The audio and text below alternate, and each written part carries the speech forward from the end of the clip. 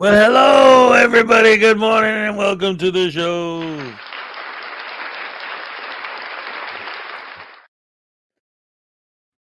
What day is it? What day is it? Is it Thursday already? All right.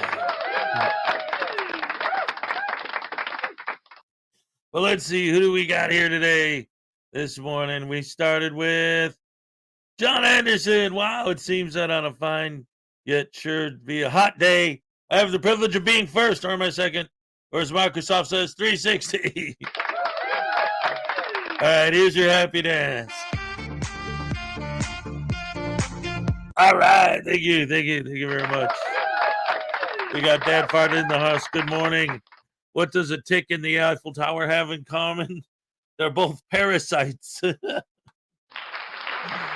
good. I like that. Thank you very much. Little Chihuahua, Big World. Good morning to you. Great to see you. I hope you're feeling better. Scott Ammo says, good morning, Hezokuai and pals. What's up, Scott? Cliff Hickson, finally the stream came on. Yes, it did. I'm here. The Tequila Kid, good morning. Hezokuai, all right.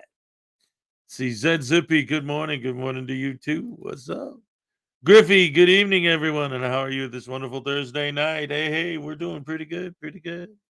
We got Edie Marie in the house. Hey, what's up? Good to see you. Love you. Love all you guys. See, Highway Star, good morning, everyone. Good morning to you too. Frauditor Hunter's in the house. Hello, everyone. Hello to Frauditor Hunter.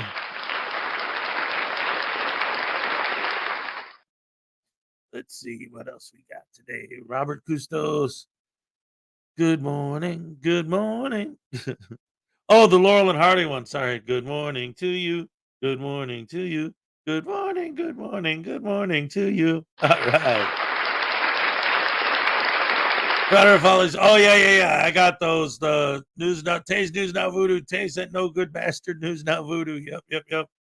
To be honest with you, for some reason, I got them, but they didn't pop. So there's your error right there, is the not popping part. Griffey. All right. Melissa White Rabbit. Good to see you. Good morning, lovelies. Edie Marie for $2 wants the second happy dance of the morning. Here you go, hon. All right. Thank you so much.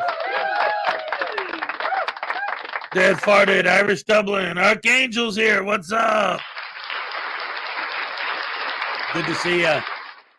Little Chihuahua. Edie Marie. Dad farted. Who else? Let's see. My mother always told me I'd never amount to anything because I procrastinate. And I said, just you wait. Diamond's wife says, Baby Hunter says, good morning to everyone. Good morning to you too. Jason D, Nowhere Fast. Methodist Dave. All right. Great people. Love you guys. Real quick, I want to start off with something. No, I'll get to the tasing in a second. But I want to cover this because I just think it's great that finally someone somewhere put up a sign that specifically said no frauditors allowed, or no auditors. If you haven't seen this yet, this is from Long Island Audits. This is great stuff. And this is Cupcake's coverage of it. I want to start with that right off the bat. Welcome back. Today I bring you a hilarious video from Long Island Audit, which actually starts when Dan from auditing Erie County goes to the Cortland County, New York administration building and doesn't seem to see the hilarious sign, but Long Island Audit becomes aware of it and is so butthurt that he grabs his girdle and drives 6 hours over to try to get the county administrative to remove the sign, in which he is denied. And then he leaves with the walk of shame here in the Frauditor Zone. Pretty good. My name's Dan. I'm just here working on a story on the county building and the county itself, and just taking a walk through some of the publicly accessible areas and getting photographs, what's available for the public for dissemination. As a journalist. My name is Dan, by the way, and I was actually interested in the county legislative chambers. Okay, that is down the hall. Is it open, or is there any way we can get in there for some photos of that actual? I don't believe the chambers itself are open. Is the administrator happen to be here? The legislator is down the hall. The legislator, he'd be the one to be able to get me in. The legislature. All right, She'll be the one to let you into that space. I'll ask. What was her name? Savannah. Your name was? My name is Wendy. Wendy, it's nice to meet you. Nice to meet you. Let's get a couple photographs in here. I zoomed in on the hilarious sign. Dan doesn't even seem to notice, as he doesn't even say a word. He then requests to speak to the administrator about some other employees that he felt was rude, and even while the administrator is right next to the sign, Dan doesn't seem fazed by it at all. Oh, how you doing? My name's Dan. I'm an independent journalist. I'm just going through the publicly accessible areas, not trying to go in any restricted access area. An independent journalist that doesn't even see the sign right over the head of the person he's interviewing? That's a really bad journalist.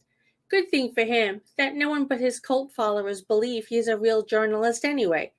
Now let's fast forward to when Girdle Guy, also known as Long Island Audit, lugs his hurt butt all the way to Cortland, New York, in a sad but useless attempt to get the sign removed. Hey, what's up, guys? The Long Island Audit here.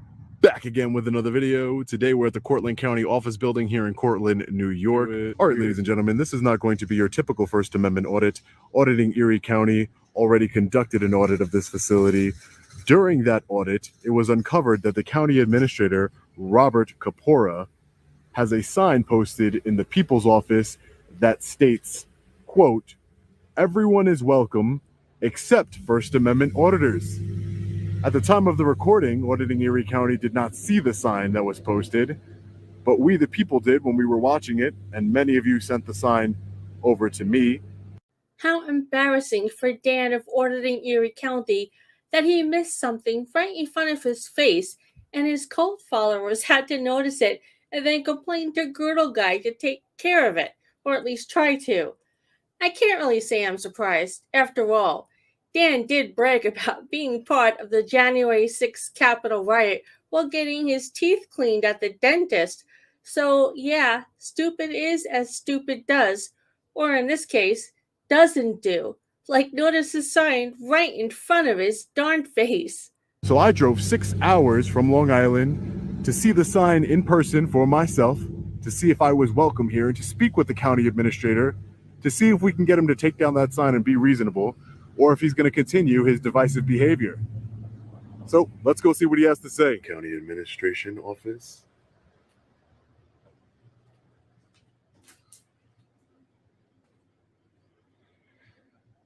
And right here is the infamous sign. Everybody is welcome except First Amendment auditors. I drove 6 hours to see this sign. Hi, sir. How are you? Okay. What can I do for you? Are you the county administrator, sir? Yes, I am. And your name? Rob? Rob Kapora? Yes. Mr. Kapora, I just had a quick question for you if you had time. Certainly. Sure, Mr. Kapora. So I was watching a video online and I saw that the sign was here in your office. Everyone is welcome except First Amendment auditors. What does that mean? Well, Girdle Guy, I'll let the band Weezer break it down for you.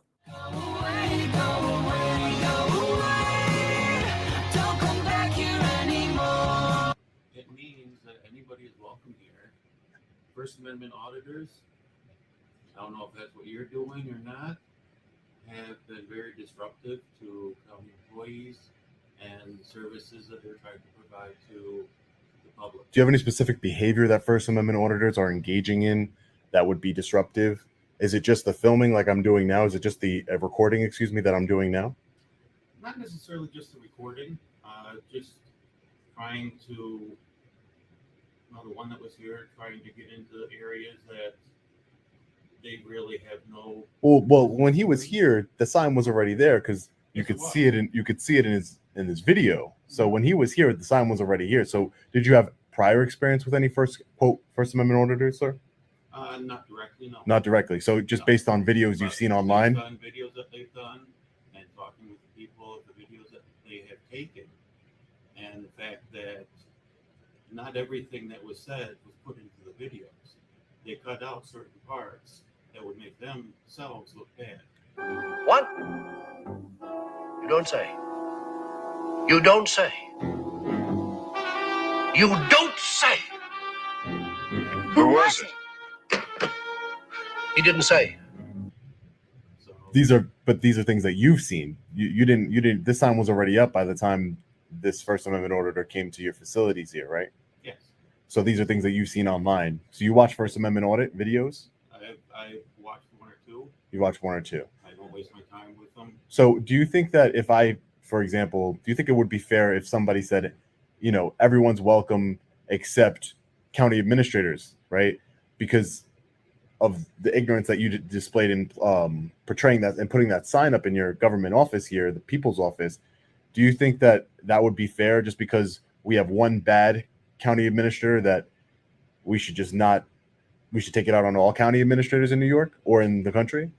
I'm going to guess that he, as an adult, would not lose his shit over a sign like that and would take it in stride. And if most administrators were rude, immoral, indecent, selfish bastards, well, he might have a sign like that himself. Do you think that would be fair to judge a group of people based on some videos you've seen online of certain individuals? I do call myself a First Amendment auditor. I'm an independent journalist. I go by a lot of different titles. Oh, I'm sure you do. I know I've heard the following titles when referring to just you.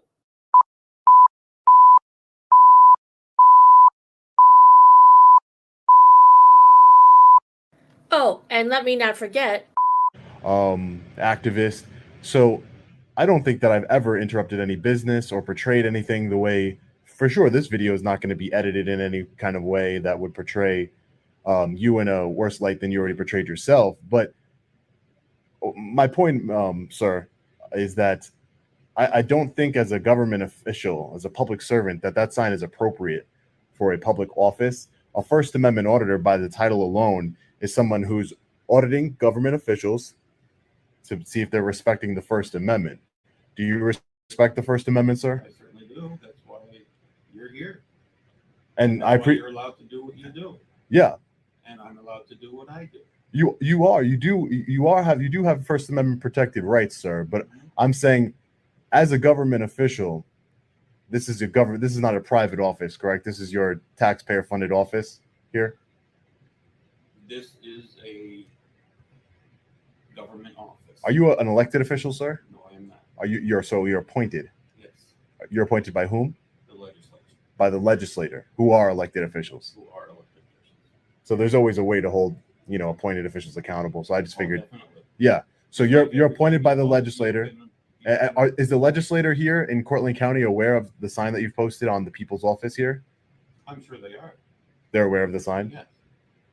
And you personally, Mr. County Administrator, you think that it's an appropriate sign to have in your office? It was put up as a... It was put up before you even had any interaction, sir, with any type of First Amendment auditor. So that's why I find it a little bit disingenuous. You've never had an interaction with a First Amendment auditor before, and yet you put up that sign. So it seems that you watched a couple videos online, you formulated an opinion. People who were on those videos. You talked to people who were on those videos, correct? Firsthand. Do you know that there's First Amendment auditors that work with police departments, that collaborate with police departments, that do trainings at police departments, that police departments invite them over? Do you know that those types of First Amendment auditors exist? Why the fuck you lying? Why you always lying? Oh my God. Stop fucking lying. There's a lot of people out there that I don't know exist. Exactly. So why would you automatically, am I not welcome in this office? As long as you're... Just because I'm here doesn't mean I'm welcome. Am I welcomed in this office, sir, as a First Amendment auditor? You're welcome in this office. But, yes. So would you take down that sign? No, I will not.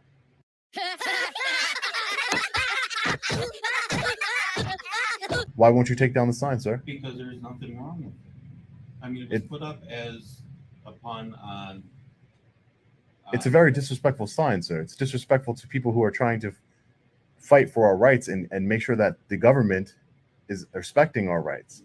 Well, frauditors who contribute nothing of value to society are very disrespectful to government workers who do contribute to society.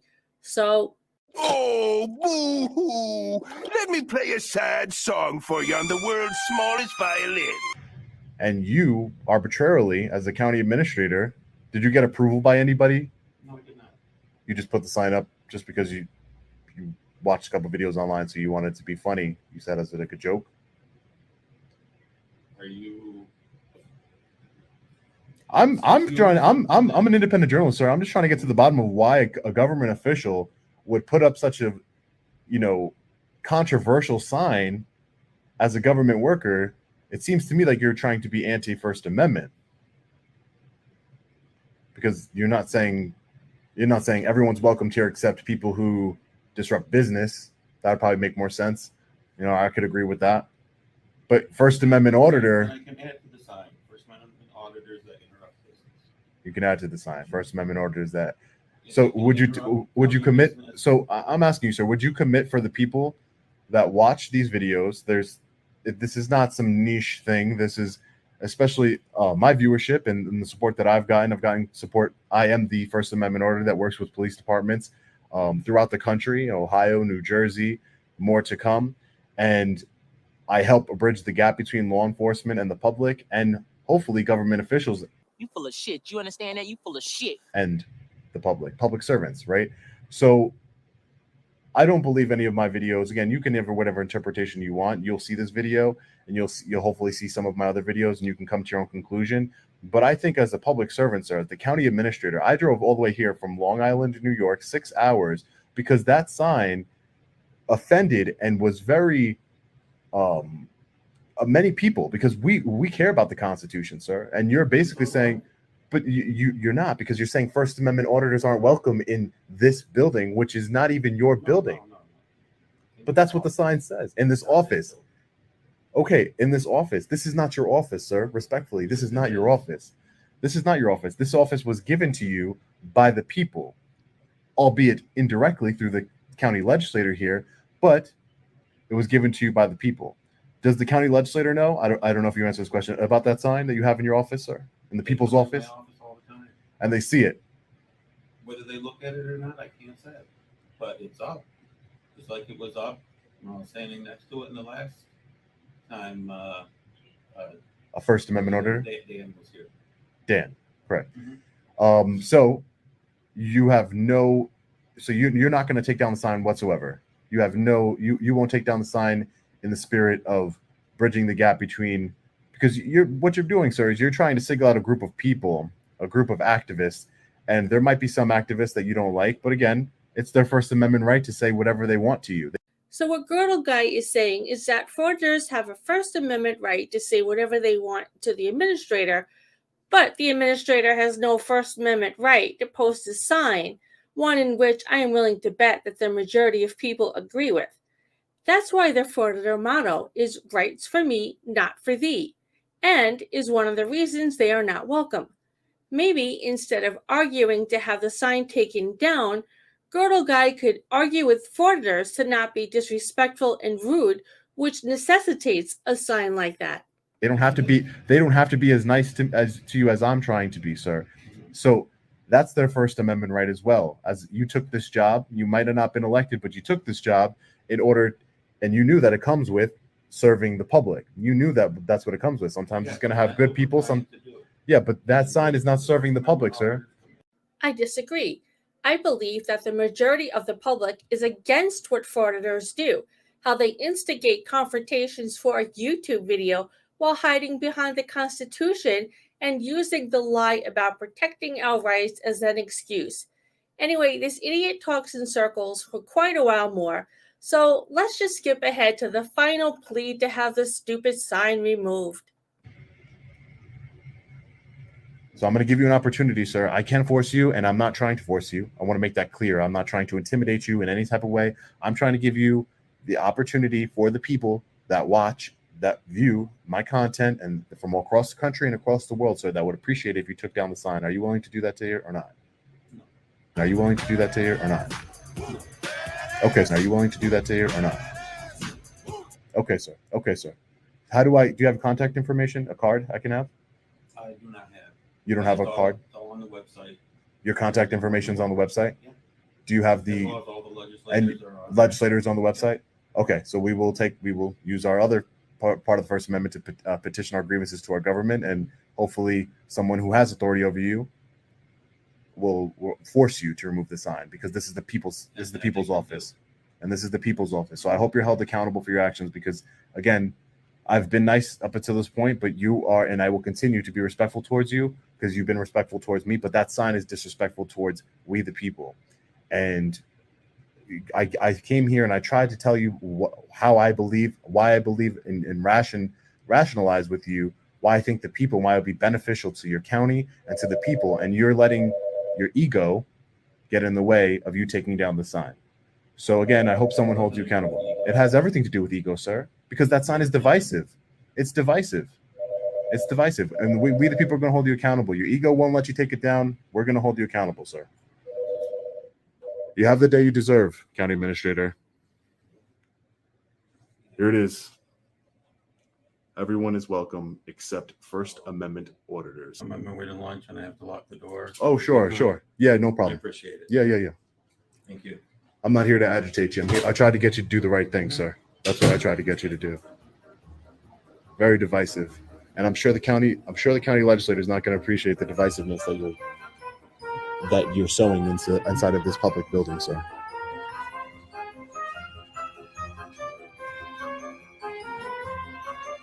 Absolutely ridiculous. Well, ladies and gentlemen, we did our best to try and talk reason into the county administrator here.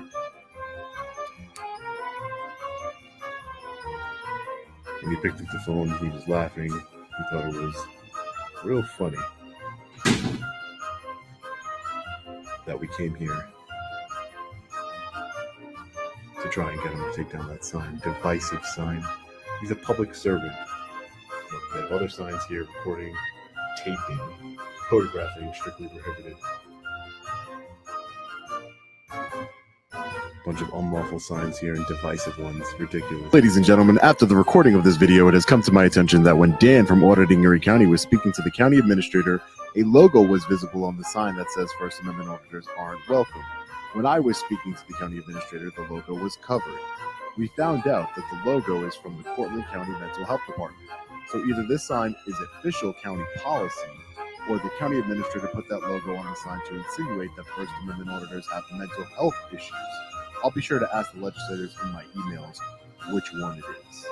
Oh, come on. We all know which one it is.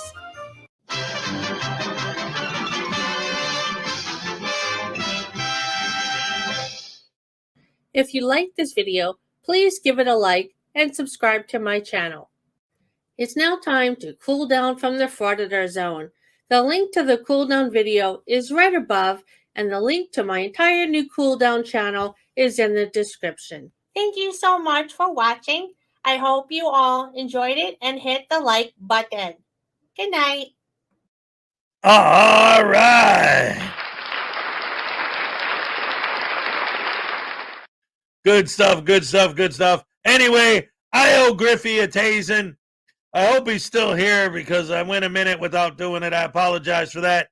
But we're going to get it going now. We're going to do the first tasing of the day. Oh boy. I can't wait. This is going to be great. Oh, it always cheers me up to taste this little piece of garbage voodoo. Thank Nemesis! Another tasing! No, please, no, don't do it! But you know what? That sign was unconstitutional. How dare they put a sign up saying no frauditors allowed? That's terrible. How dare you use your First Amendment freedom of speech if it disagrees with frauditors?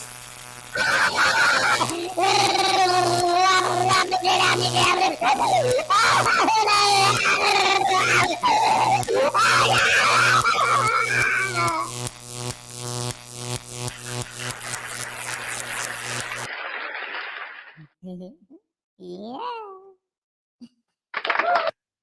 Amarillo by morning. Good morning, everyone from Amarillo, Texas. All right. Welcome. Good to see ya. Gamer88, what's up? Griffey, there he is. All right, he got to see it. Awesome sauce. Ray's in the house. What's up? Good to see ya.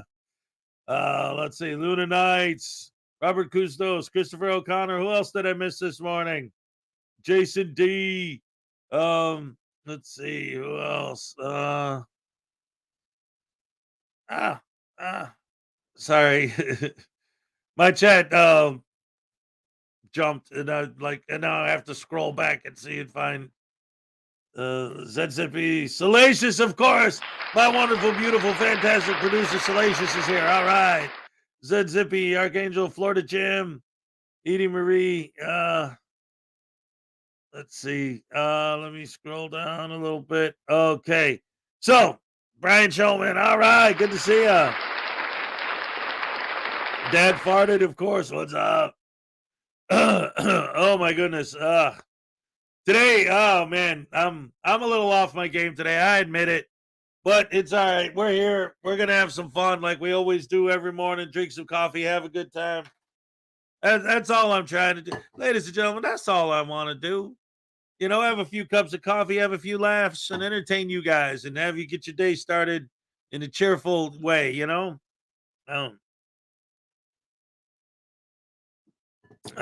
Apparently, there's been some, I don't know, people in the chat that have been making some people upset. It's kind of crazy, but anyway, that's a whole nother story. I don't know if I want to get into that on the air, but we got Mike from West Virginia in the house. What's up?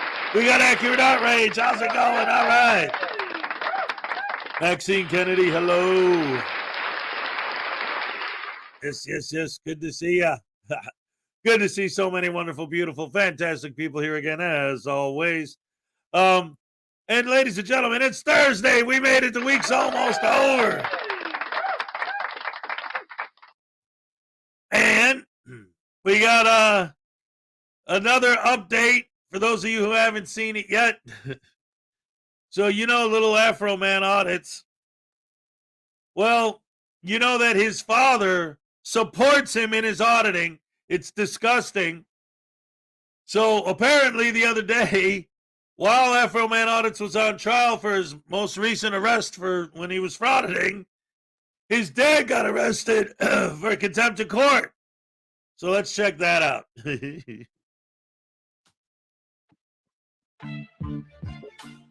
Welcome to the Dummy Kruger channel, everyone.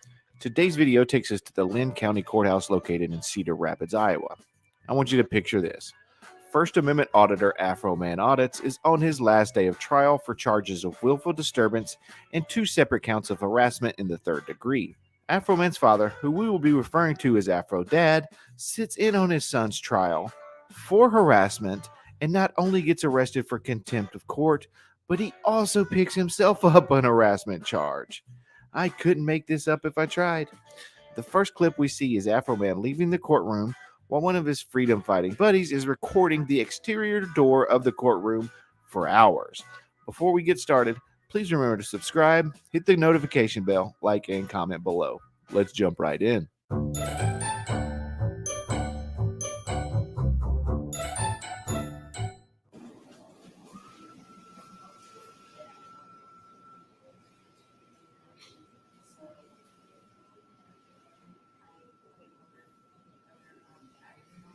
You may have thought I was kidding about him just recording the exterior door to the courtroom, didn't you? Nope. This is how he chose to spend his day.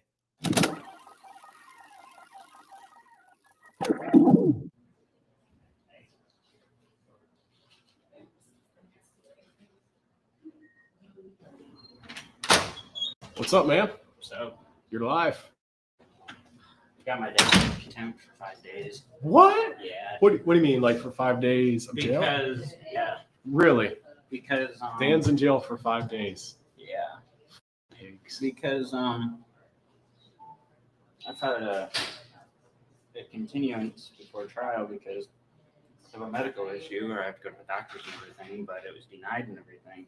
So now I'm in there dry heaving, almost getting sick in the garbage and everything. And my dad didn't like it, so he said something, and Jones put him in contempt for swearing. What? Yeah. So Dan's in jail right now for 5 days. Yeah. He got arrested. And I'm in contempt too after this case. What? Yeah, after this trial, sir.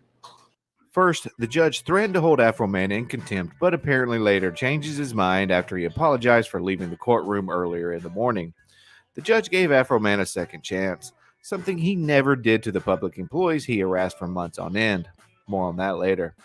As for Afro Dad, his charge and sentencing reads, Court finds Daniel Van Neville in contempt of court, sentenced to serve 5 days in jail to be served forthwith. I have a running theory that any time forthwith is used in a sentence, someone means business. And before I hear, but Dummy Kruger, he was just taking up for his kid that was allegedly having some sort of panic attack. For that I say, watch the entire video to see some of the dangerous rhetoric and threats Afro Dad has levied against public employees in the past. Your opinion of that may not stay the same way. Let's continue. I still, so you're serious that Dan is in jail right now? 5 days. See, And they Margarita probably won't let him out on Saturday either. was just saying that, like, I have a feeling you're going to get arrested. And, like, that's kind of like what He wants to put me in contempt because I was having a panic attack when I first got here because they didn't grant my continuance. And I went up and talked to Courtney. Yeah. And just because I was up there and for like 22 minutes or whatever, the judge Just so you know, you're not being filmed. contempt. Judge told me in contempt though, just because I was having a panic attack, and I left the courtroom to call. All right. And here's something that I want to address, okay? And here's the thing. I want to make sure that it's clear that I'm not sitting here saying that I think that Afro Man was like faking a panic attack or whatever. No. But here's my thing. Assuming that that's true, that actually makes it worse. See, the pro auditing community will try and their fans especially will try and flip it and make it, well, the dad was just sticking up for his son and the son's having panic attacks going to court all the time. Well, okay. And he said he got a continuance because that happened to him before. Like it happens to him every time he goes to court. Okay. You want to support your child. And you know that every time he goes to court, being in court freaks him out and makes him has a panic attack. So how do you support your child? Keep encouraging him to go out and do things that are going to cause him to get arrested and go to court. And then when you're in court, scream and yell and complain that, he's having a panic attack. Why don't you guys let him leave until you get arrested for swearing and acting like a douche canoe? Like, again, and as always, I don't understand why these idiots are so stupid that they don't see what the last video that I just showed where... I'm sorry, guys. I've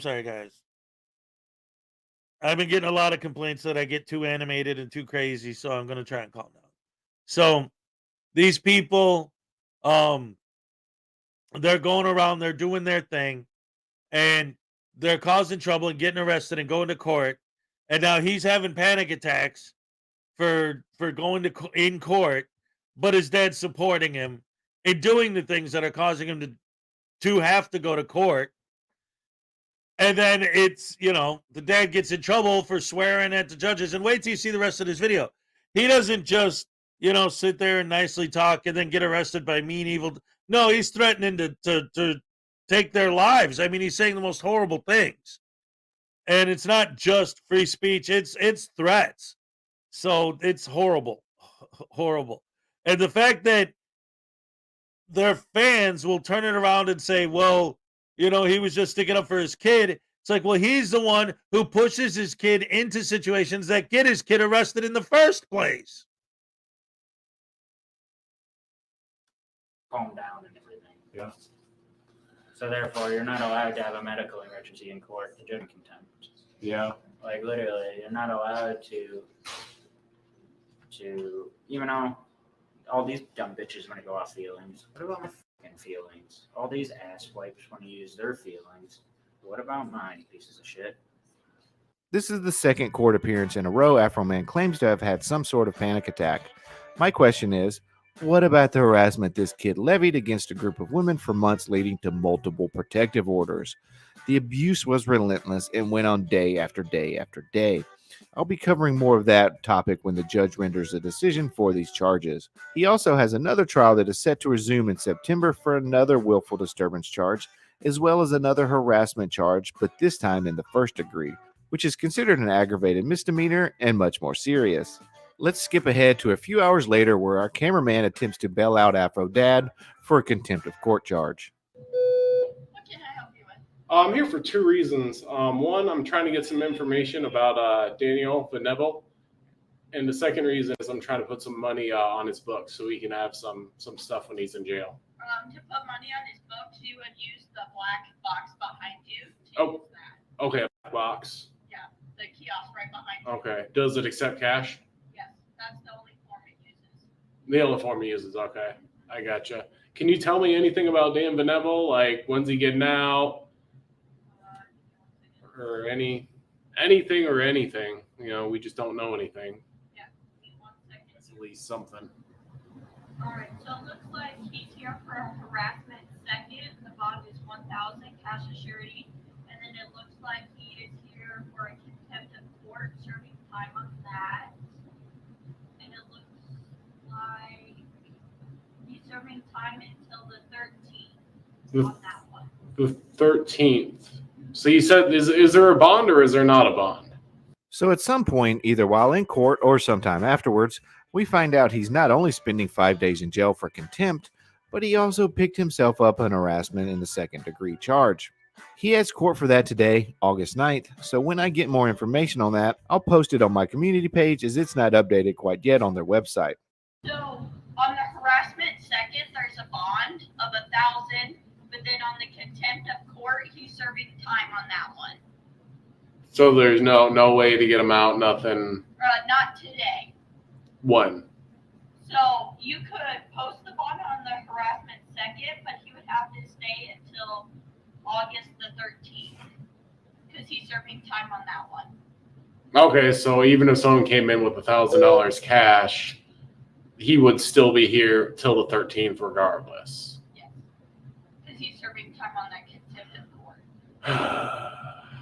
Okay.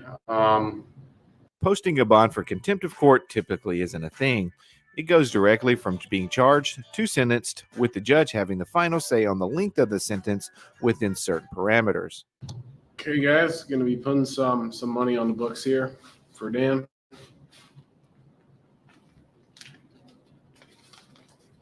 Ask him about the harassment charge.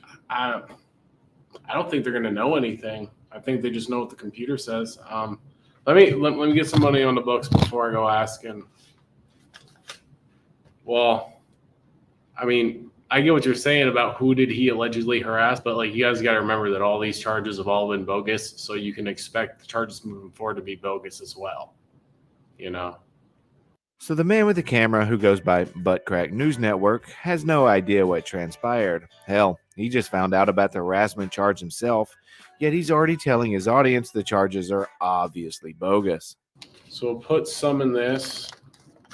I only got 2 bills on me, guys. I got a 10 and a 1. So I'm going to put both of them in there. Afro Dad just hit the lottery with the whole $11. Unfortunately, that's probably not going to buy him too many honey buns. Before he exits the property, this guy lets us all know exactly why Afro Dad is sitting in jail.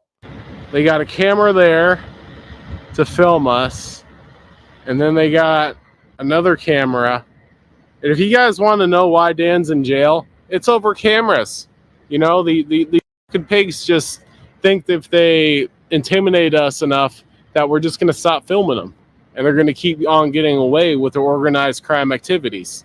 So Buttcrack News Network here, who claims to only report, quote, real news, runs with the false narrative that it's only because of the camera that Afro Man and his dad are in so much legal peril. It couldn't possibly be their behavior.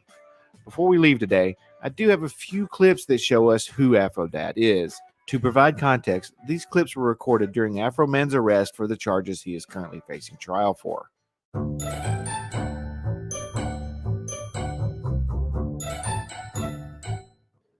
Everyone, I'm now being arrested for I got money in there too. I'm being arrested now for trumped up charges and hearing. Well, people, this is how these motherfuckers work. So after Afro Man was arrested, Afro Dad picked up the camera and went on an insane, menacing rant aimed towards a group of public employees. This is what I said at the time.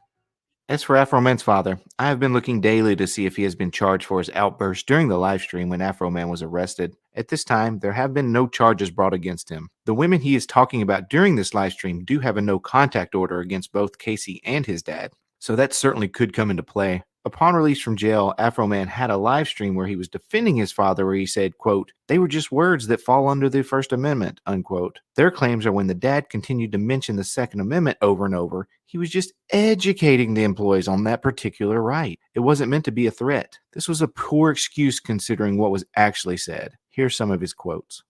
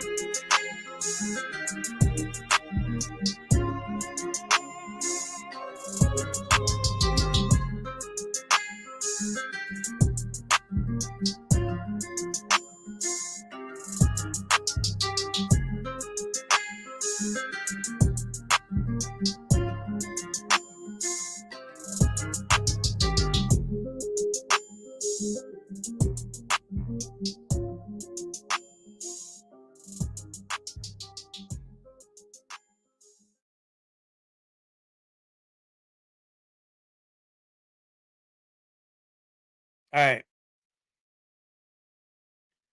I was going to try not to talk about it because I didn't want it to look like I'm just coming out here bitching and complaining about stuff, you know, whatever, that has nothing to do with the show. But now that it's happening right now, I have to address it.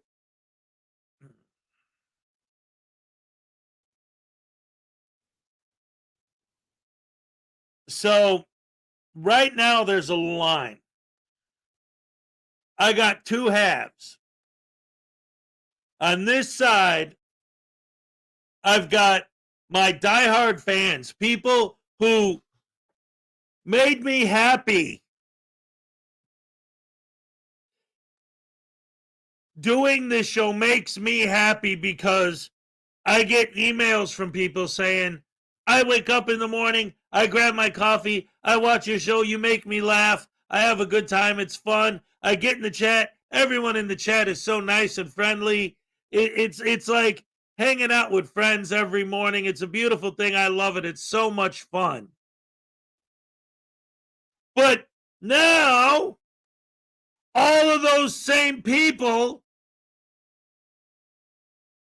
the ones who doing this show made me happy because I made them happy, because I made them feel good and have a good morning, those same people are sending me emails and DMs and all these messages talking about, I used to love your show. I used to love your chat room.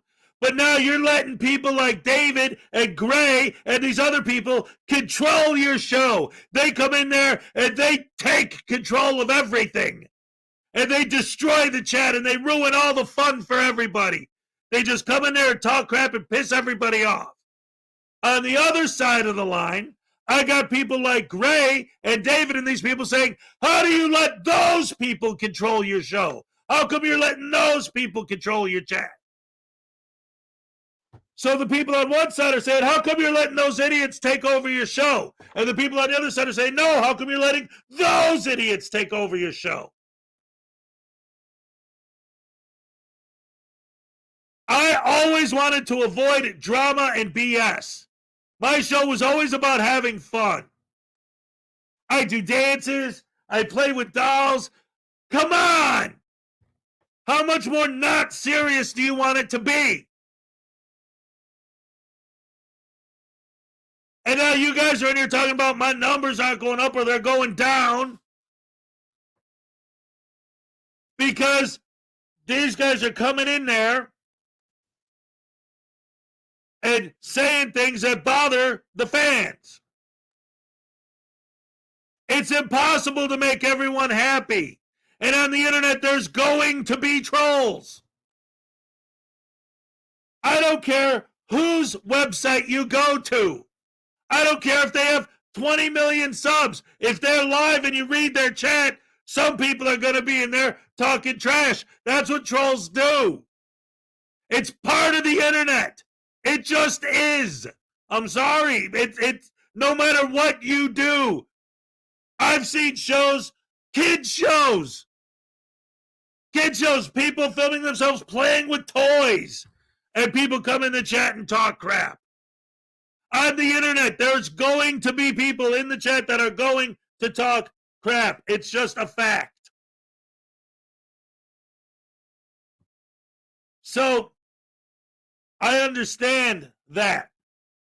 But see, like this, the difference is one side is abusing their moderation tools and the other side is being abused. But that's the problem. See, the people who you say are abusing their moderation tools are doing it because they feel like they're being verbally abused by you guys. And that's why they're timing you guys out. But then again, I'm in the middle. I'm just trying to put on a fun show, have a good time, and entertain people. That's my primary concern. Yeah, I glance over at the chat to see if there's something, interesting or funny. But see, this is the other problem. I try to put on a high quality show. That's what I'm saying. My focus is on putting on the show, not on the chat. Yes, one of the things that's great about a live stream is that you can interact with the people in the chat live. That's a beautiful thing. So I do pay attention to the chat, but I'm not focused on it. I'm focused on the show, on entertaining you guys. But then when the show's over, I'm getting hit with emails left and right. These guys in the chat said this. These guys in the chat said that. And again, it's both sides. Pro-frauditor people. Oh, why are these anti-frauditor people being The other side, exactly the same thing. How come these anti-frauditor people are coming into your chat and saying this? And I got people telling me that their day was made happy every day by coming into my show and watching me, and now their days are being ruined by coming to my show because of what's going on in the chat. I'm like, so punish me because you don't like the chat? Did you know it's possible to watch a YouTube video with the chat turned off? That you don't have to have the chat turned on? I don't...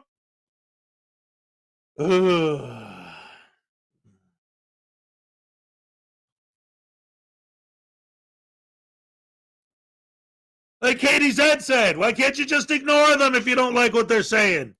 Every time you see a message from someone who you don't like their messages, ignore them. But now that I said that, I guarantee you, now that I said that, I'm going to get 15 emails. How come you're taking their side? Why are you supporting the bad guys? Why are you taking their side and abandoning your real fans? This is what I have to deal with off screen. This is the stuff that I see outside of everything. And then this is part of the problem too.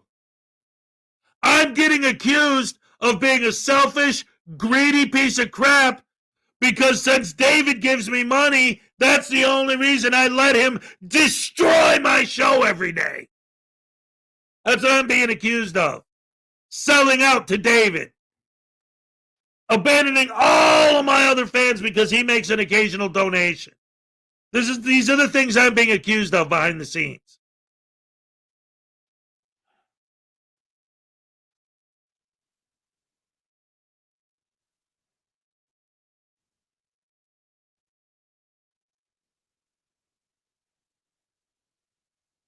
Your advice is a two-way street. They can simply ignore me. What's the issue? That's what I'm saying, though. That's what I'm saying. On one hand, I have people telling me, all this good stuff, which is great, and I love it, of course. But I got people on both sides saying that, and it's always the chat. It's always the chat. And I get twisted on both sides as well. Because like you say, part of me's like, well, I don't want to ruin people's days. I want to make people happy. I want people to have fun. But on the other hand, yes, if you see some, like, the names are always bigger and different colors. You see a name of someone who you don't like, just don't read their comment. Like, why do you have to read their comment and let it bother you? I don't know. What's up, Miss Mandy? Good to see you. Unclean hands. Yeah, people can be blocked. You can make it so you can't see the comments from the people you don't want to hear. All that stuff is possible. News Now Enemy, what's up? Good to see you. It's always the same people. Yes.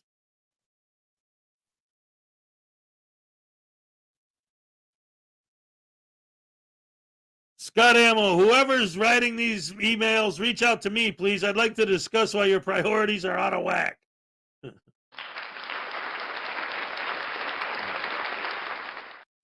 Yes, I know that you can't make everyone happy, but it's hey, what's up?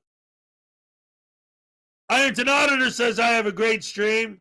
Yes, thank you, Ironton. I appreciate it.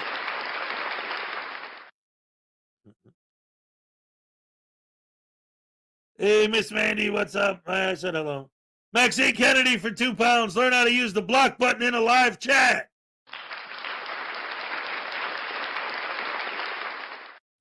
I owe a couple happy dances now. Here you go. All right. Okay. Yes. Time for a mood change. That's the thing. Like I said, that's my goal, is just to entertain people and have some fun. Just Jenny. All right, a 6-month membership milestone. Just ignore them. What's the big deal? Just ignore them. That's what I'm saying. All right, thank you.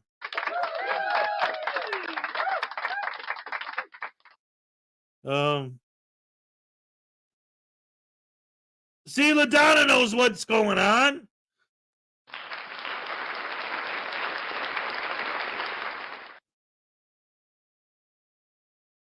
Anyway, if anyone's crying about some comments in the comment section, they should drink some cement to harden up. The internet isn't a safe space. Fair Missile, I'd say hello to everyone and listen to the show while I get ready for work because I love your humor and video getting tased. And Sergeant Hulk said, lighten up, Francis. If anyone calls me Francis, I kill you. Lighten up, Francis. Mind over matter. If you don't mind, it don't matter. Yeah. Exactly. It's just words on the screen from someone you don't know and you'll never meet. What's the big deal? I don't know. I mean, I know, but I don't know. Like I said, I wasn't going to talk about it, but it came up and I saw it happening in the chat again. And it's like, oh boy. So now I'm going to get another 100 emails talking about how come you're letting this stuff go on in your chat. So I better address it. Anyway, I want to have fun. I want to entertain you guys. I want to be in a good mood. Dagnabbit, I'm going to happy dance all the way from here to oblivion and back just because I need to cheer up and I want to cheer you guys up. So let's do a biggin. The biggest happy dance possible. Here we go.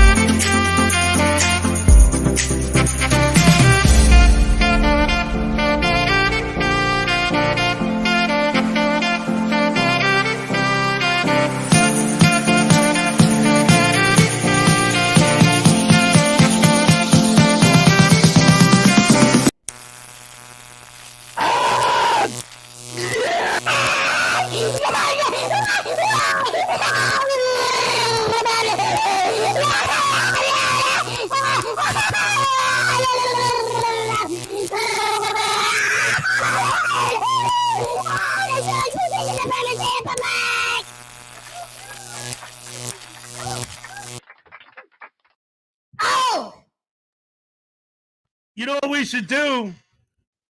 We should find the guy who had the no First Amendment auditor sign up in his office. Go back to the original Long Island audit video, find out who that guy is, and print out and send him this.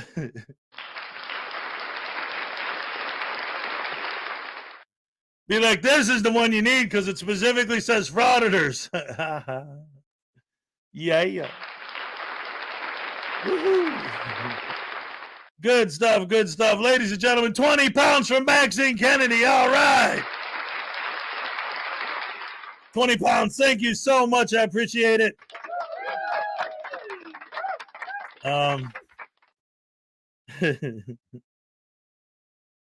Happy dance for Hez all the way from England. All right. Love it, love it, love it. Maxine Kennedy. All right. Does anyone else feel bad for News Now Voodoo? Yes. Parson 1122 is a big News Now Voodoo fan and hates that I'm always tasing him. Drove 6 hours to whine about a sign. Yep.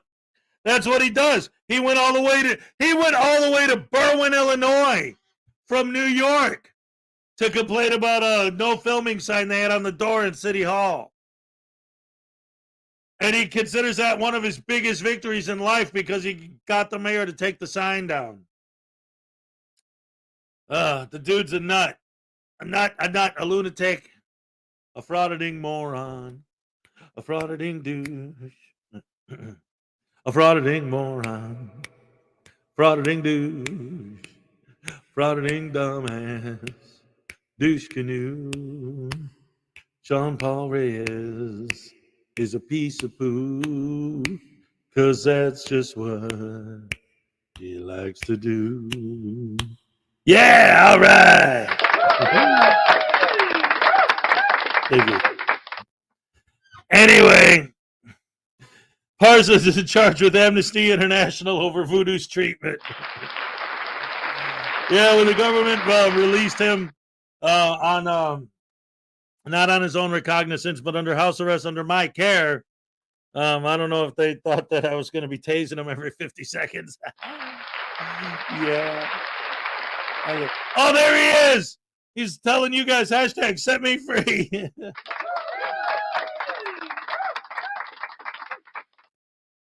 Snafu the Great. No frauditors allowed. You're just a clown. Obey the signs. You're out of bounds. You're grifting chase. You're out of place. You're just a clown. No frauditors allowed. Yes. Yes. Oh, Allah Thirst Ravens. Okay, gotcha. All right. Thurl Ravenscroft. Yes. I seem to get in trouble for it, Miss Mandy. I just see redeeming qualities in everyone, some more than others, but still. See, that's the thing. It's like, it's weird. And that's why I kind of was talking earlier. I mean, I know you're talking about something else, but what triggered the conversation in the first place seems to me to be the fact that one of the big things that I harp on is the fact that I don't see any of these guys having any empathy for anyone. I have empathy for everyone. So when I see people, even if they're on the other side, I always try to give the benefit of the doubt. A lot of times I end up getting proven wrong. I engage in the conversation with these people and they say garbage. And it just makes me mad because I can't believe that I was stupid enough to give them the benefit of the doubt that they didn't deserve. But I always do. And one of the reasons why I get internal struggles with this sometimes is because on one hand, I feel like one of the reasons why the people who like me, I assume, is because I do have empathy, because I do give people the benefit of the doubt. But on the other hand, people who are getting mad at me seem to be mad because it's like, why are you giving them the benefit of the doubt? Why are you giving them empathy? They're bad guys. It's like, well, I mean, because they're still human. You know, I mean, unless they're like SGV level news scumbaggery, you know, I try to be open-minded and stuff. But sometimes, and I admit, and a lot of times it bites me in the ass. I'll trust someone, and the next thing you know, I shouldn't have. But, you know, that's my thing. That shouldn't be affecting you guys. Like I said, I understand why people get upset with some of the stuff that, you know, people say in the chat, but unless it's like big, horrible, terrible, racist or sexist or, you know, whatever, something bad, then it's like, I mean, you could just, like, when you see their name, just not read their comment. Just ignore it. I don't know. It's weird. But it's morning in Switzerland. Oh, it's morning in Switzerland? Okay. Rash is the morning. Oh, I am the Switzerland of the morning. Because I'm neutral. Yes, but I definitely am anti-frauditor. That's true. But yeah. I need to do the Pee Wee Herman dance.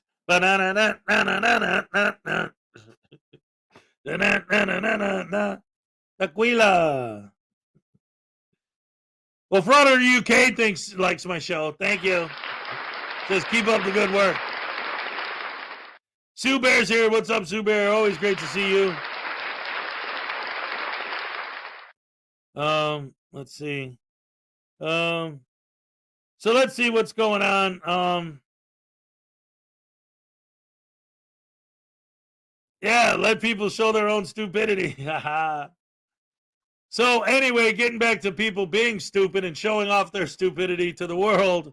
I got a couple of other things I want to talk about. Oh, by the way, we got a new KFAR video. Yeah. KFAR reminds me of Fraud at Wrangler, by the way, who I think is here right now, actually. What's up, Wrangler? Another one who never seems to sleep. If I'm on, like last night, I'm on Wrangler's chat really late, and him and KFAR are both there. I wake up early, and Wrangler and KFAR are both here. Well, I know I've heard KFAR say that he only sleeps like 3 or 4 hours a day, so whatever. We'll see how long that lasts. I'm in my 50s now, and that doesn't seem like that's ever going to be a possibility ever again. Now, in the 90s, I could do that. I could go party all night, you know, go take a nap and then go to work and I'd be fine, but not anymore, man. Woohoo. Maddie Graham, what's up? Good to see ya. News Now Voodoo says every part of the show except the tasings is great.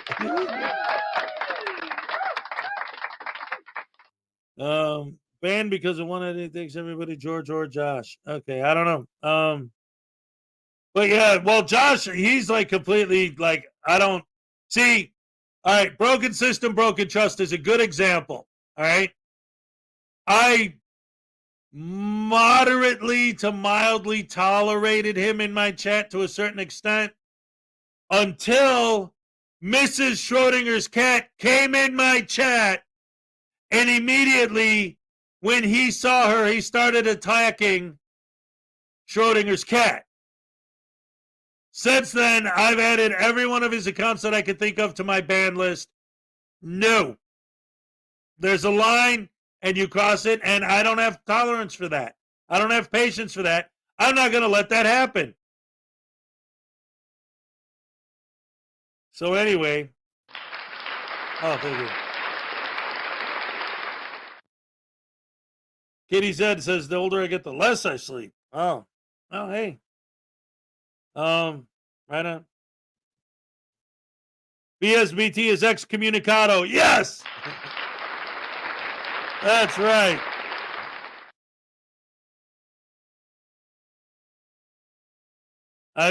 He went after Artie's cat? I didn't know about that one. But that definitely sounds like broken system, broken trust. Frauditor UK has a channel here in the UK. All right, we got to check that out sometime. Let's see. Vixter T says I'm a good man. Thank you. I appreciate that. I try to be. I try. Let's see. Any more frauditors stuck in elevators lately? No, not yet. Yes. Like,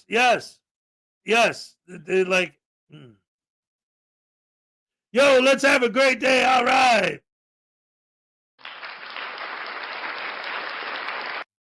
That's exactly right. All right. So anyway, getting back to the show, let's watch some K-File video. You know what? Before I go on, I want to say this. You know, the last 20 minutes or so, I've been talking about some of the emails I've gotten about some of the stuff that's been going on in the chat. But this is why I love you guys, damn it. And you guys are the best fans in the world. And I wasn't going to say anything, but I did. And then I'm reading your comments, and it's like, yeah, you guys are making me feel much, much, much better. I love you guys so much. Thank you for being here. Thank you for your support. Thank you for $5 from Highway Star.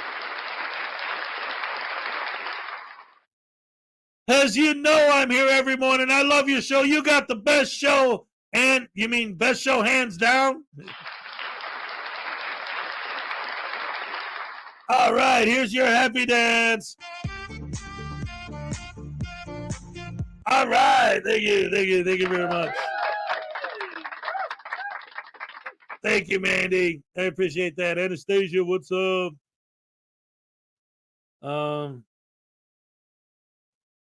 BSBT also got banned from patrol. Yeah, I mean, the guy, like, he spent a long time just getting progressively worse and worse and worse and worse, and now it's to a point where it's like, you can't even tolerate him anymore, you know?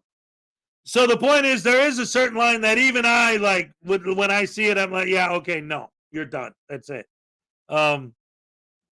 Because the big argument that these douche canoes love to make, what's up, Grampus? Good to see you, is when they come in a chat and they start talking, and they're like, well, you guys are saying that, you believe in the First Amendment and this and that, then why are you shutting us up in your live streams? And yet, For Public Safety just did a big speech the other day about how he doesn't allow any trolls in his chat. It's not free speech when it's a private business, and you could ban anyone you want from your stream. So it's like, they're twisted, like Chili said that time. 5 pounds from Frauditor UK. Respect to everyone, 100%. Best show on the internet. All right, here's your happy dance. All right, thank you so much. Maddie Graham, a 1-month membership. We're your family, and tase him to 11 to start the day right. Ladies and gentlemen, it's time for another taser. All right. Ah, crap. Wrong button.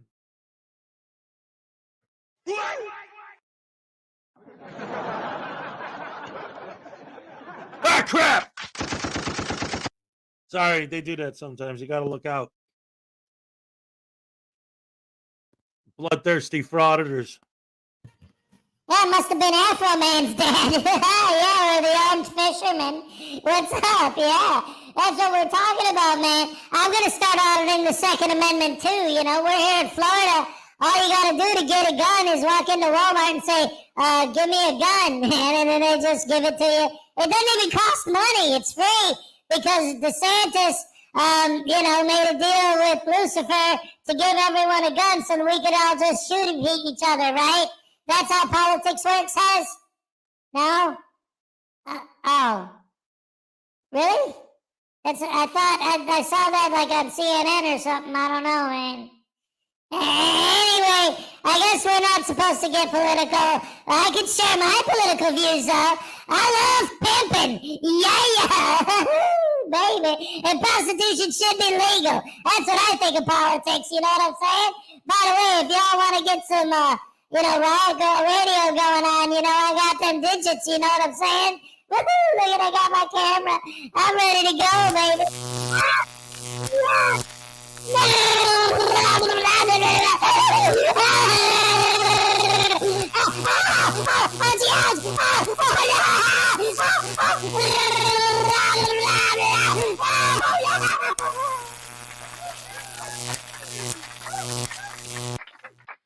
All right. Yes.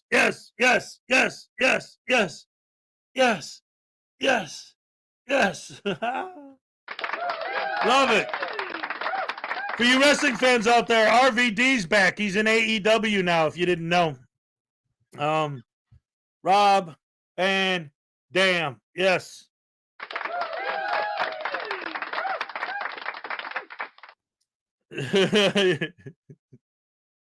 Cova 42, what's up? Voodoo, you're a Dollar General pimp.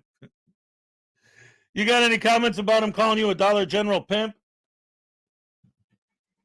Hey, yo, man. Hey, look, man. Hey, listen up. Look, I know that you're on my side, Parson 1122, but listen, man, check it out, brother. You know, we don't know that you know, especially since Hez is pro cop, there might actually be some cops watching. So you don't really need to tell them where I'm doing my business, brother. You know what I'm saying? But if you want to come down to the dumpster behind the Dollar General, I'll hook you up, no problem. You know what I mean? You know how I got it happening, brother. Ow!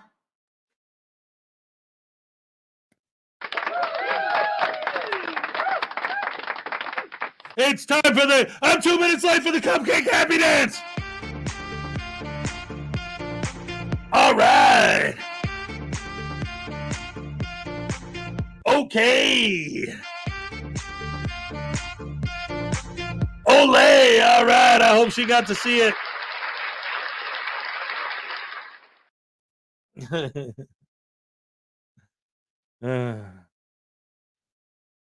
See, this is what I'm talking about. This is the goal of the show right here. I don't know if that starts off the day with a laugh to anyone else, but Hez and News Now Voodoo make mornings beautiful. Yes, that's the idea. Start your day off with a laugh. Have some fun. There she is. All right. Yeah, she saw it. I made it. All right. All right. All right. Hey. So anyway, let's get back to the show and watch this new KFAR video.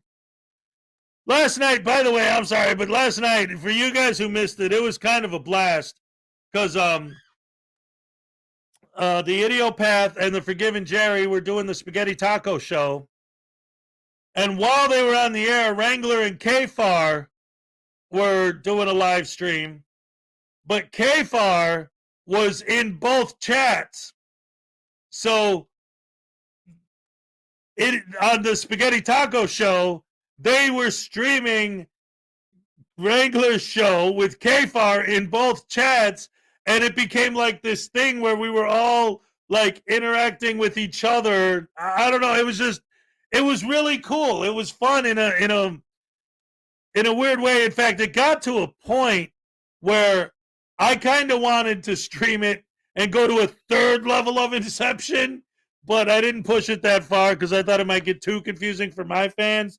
But it was actually a lot of fun. It was really cool, especially like when like maybe I'd say something on the Spaghetti Taco show, and then KFAR would respond to something I said there on Wrangler's show, and then we're hearing it on it was cool. It was fun. Highway Star for $5. Do you think it's cool with those shades? Teeny bopper, get a tase. Oh, you think you're cool with those shades? You're just a teeny bopper. Get a tase. All right, here we go. Highway Star again. Always Highway Star with your mouth talking all your nonsense. Yeah, let me tell you something, man. You're one of those music guys, right? Who cares about music? Well, let me tell you something, man. There's only one band in the history of the world that actually matters. You dig? Besides the Osmonds, obviously they're number one. But then there's okay, so you know Jefferson Airplane, not them. And then you know Jefferson Starship, not them, just Starship. That's the real stuff right there, you dig? Oh, crap! No! Ouch!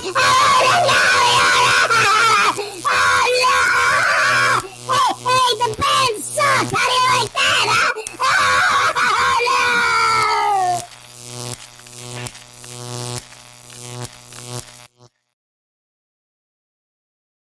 All right, dag nabbit voodoo. That was mad disrespectful. For anyone who doesn't know, Robbie Robertson from the band passed away the other day.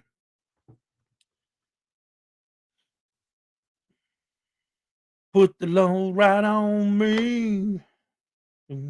Take a load off, Fanny. Take a load free. Take a load off, Fanny. And you put the load right on me. Yeah, so R.I.P. That was some great music, man. The band was good. I didn't see. Okay, so I used to have this thing I do because I don't want to like try and paint a disingenuous picture of something that's not actually true. Because I want to say, well, I saw them live. I didn't. But what happened was, back in the day, what I used to do is every year when the Grateful Dead would come to Chicago, Soldier Field was like a party. Like that whole area around Soldier Field would be like a party for 3 days. They'd come on Friday, they'd leave Sunday, and so that whole weekend, the entire area around Soldier Field was a party. And me and my buddies, every year when the Grateful Dead came to town, we'd go there. And we never had tickets to the show, but it didn't really matter because since Soldier Field is an open field, you could hear everything. So, yeah, we would have liked to have seen them, but we were always there and we could always hear the music. So I can't say that I've seen the band live, but I did go to a Grateful Dead show 3 days in a row where the band was their opening act.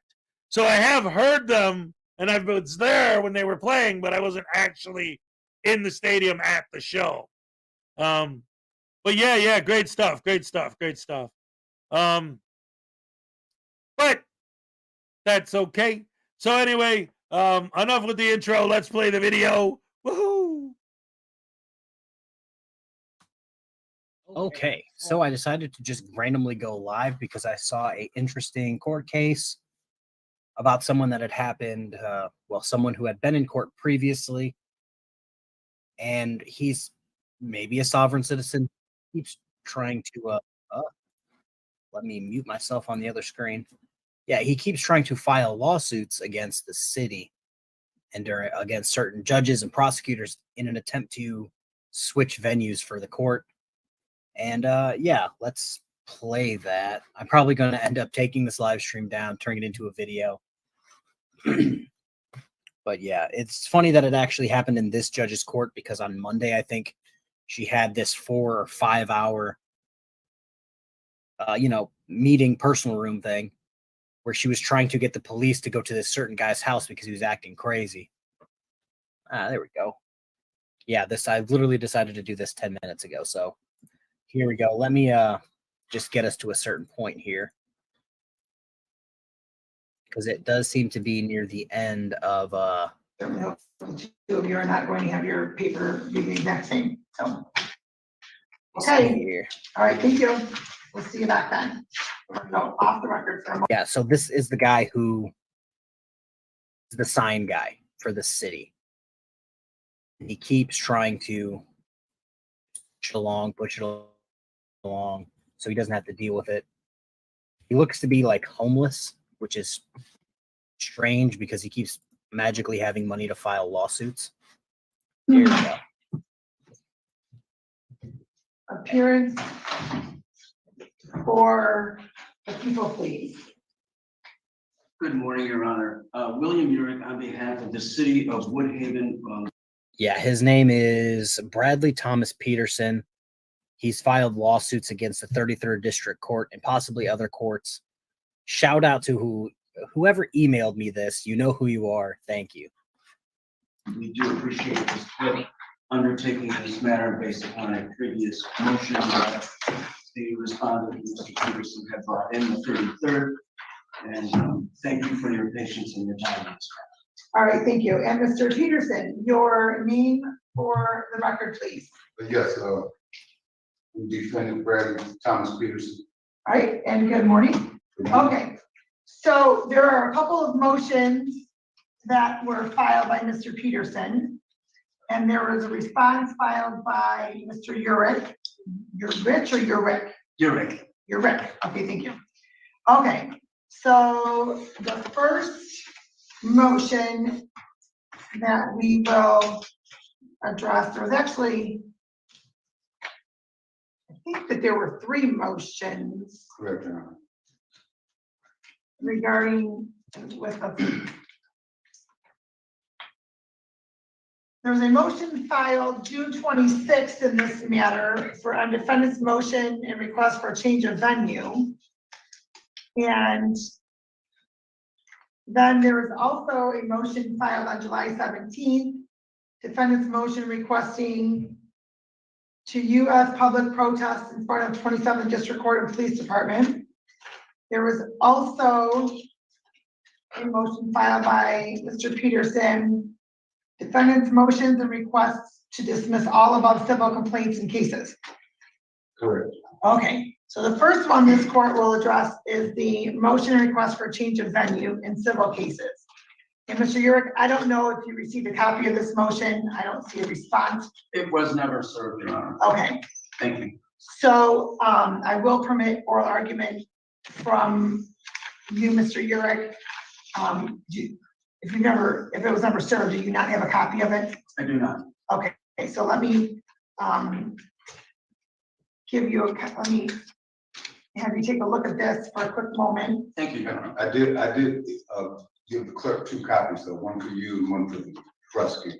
Okay. In this case, and then, in all cases. Okay, and then just so you're aware, sir, the court wouldn't, oh, hold on, okay. That the court wouldn't necessarily serve a copy of it on the prosecutor. But in any event, if you can have Mr. Urick look at that for a moment. And also, Your Honor, I have a lawsuit against Mr. Hubert as well in this case. The other case, first case. I'm sorry, you have a lawsuit pending? Yes, I do, in front of the judge right here. Judge McDonough.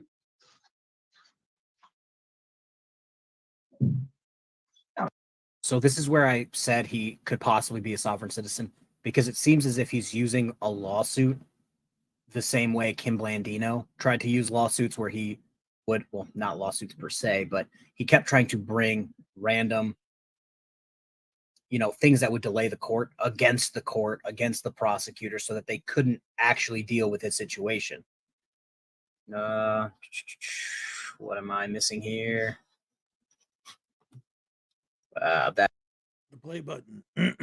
Sorry, I'm starting quiet because Anastasia made a good point. When I play a quiet video, I get a lot louder than the video, so I got to settle in to give you guys a headphone warning that I'm coming in, because I'm coming in hot. All right, so conspiracy music is in the house, and earlier, 1122 mentioned that because he's usually on News Now Voodoo's side, he's like, that's the one tasing that News Now Voodoo actually deserved. So just to get everyone caught up, someone like Conspiracy Music will know what I'm talking about. This butterbrain douche canoe frauditor made a comment about the fact that Robbie Robinson just died, and he got a tasing he deserved for talking crap. Little punk.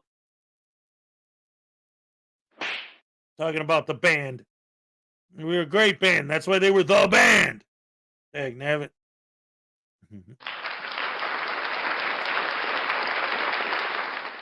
All right. Speaking of which, coffee. Yeah. All right, let's get this ball rolling. Get back to the video, baby. Yeah. That Edward, that's solid guy to watch. Solid guy. Okay, just make sure, Mr. Peterson, you're keeping the bag away from the speaker right there, just because it'll hurt my court recorder's ears here. Okay, so same for you, Mr. Urick. You just watch the speakers here, please. Oh, I'm so sorry. That's okay. Or the microphone. I did not even see it. I apologize. That's okay.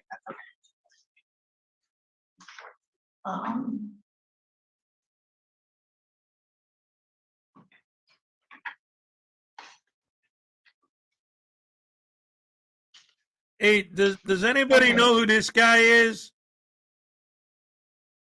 Somebody left a comment about something. I don't know who it is, though. Graham. Gandalf Graham? Is that a reference to the Lord of the Rings or something? Oh, no. Oh, ladies and gentlemen, it's Graham from the Graham and Bomb Show. Huge supporter of the channel, who always is there for me every Saturday on my Saturday Frauditor Follies Saturday Night Snafu Show with me, my co-host, Frauditor News Network, and this weekend's guest, this Saturday at 5 p.m. Eastern Time, is going to be the one and only Dickbag Patrol. Yes. The only guy who could properly say, I'm Batman. And it sounds right. He's got that voice, man.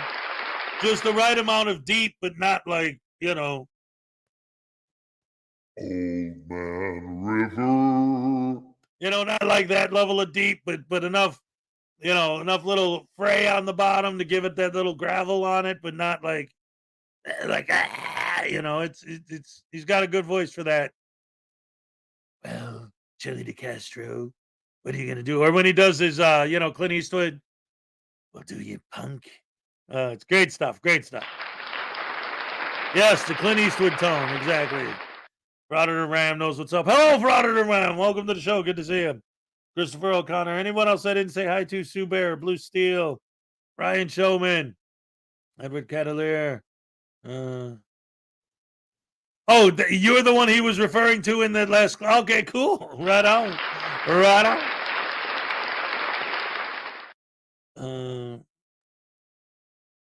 Wow, they're calling for 108 degrees by Sunday.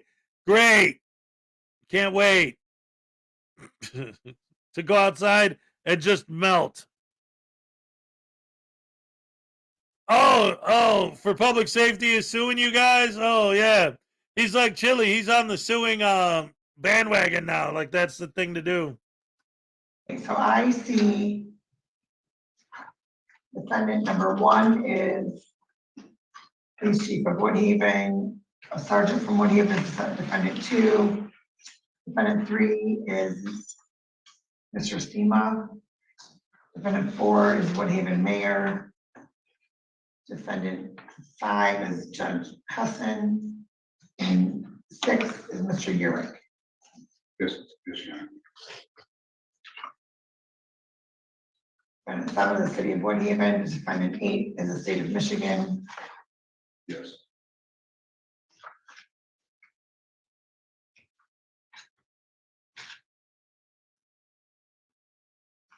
And I believe you did receive that, Mr. Prosecutor, Mr. Ubridge.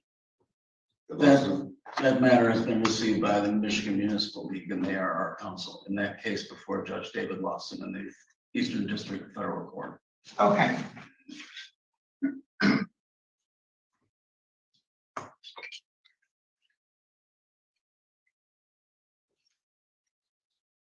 Okay, and so Mr. Peterson, the relevance in you bringing that to the court's attention is what? Well, for the purposes of the record being that Mr. Ubridge never talked or had investigated a case that he said he stated on court record that he talked to his. Okay, hold on. Okay, let me pause you right there for a moment. You brought the federal court lawsuit to this court's attention for what purpose? Now, I don't want to go into the facts of that federal case. Well, basically, it's ethics, integrity. Basically, the prosecutor told a bald-faced lie. Okay, no, hold on. You're going into the facts of the reasons why you filed the federal lawsuit. Well, I just want you to be aware that yes, I'm filing complaints because at the end of the day, I guess this is.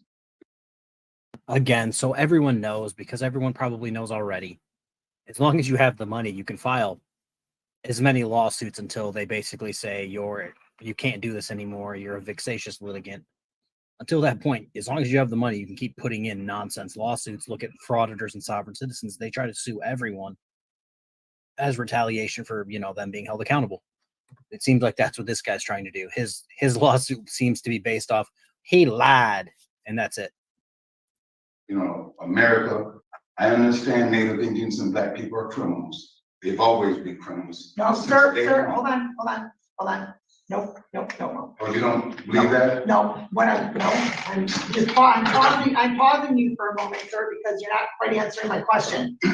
When I asked, question as to why you thought it was important for this court to know about the federal lawsuit. I don't want to know the reasons why you filed it. I want to know why you thought it was important that I know about the lawsuit. Well, he's violated my constitutional rights in the first civil complaint that they filed against me for public protest. Now, this is the second one, a complaint that I'm being heard on from this court, because the city of Woodhaven had, you know, they basically did the violations because of reprisal, revenge because of a prior lawsuit I had against them. So basically that's where this has come from. I've been public protesting for 10 years. Now all of a sudden you guys want to write tickets? Come on. Okay. That's reprisal. Okay. So that's You're saying you guys, I'm not sure who you're referencing. Well, the state of Michigan and the city of Woodhaven. Okay. To be specific. Okay.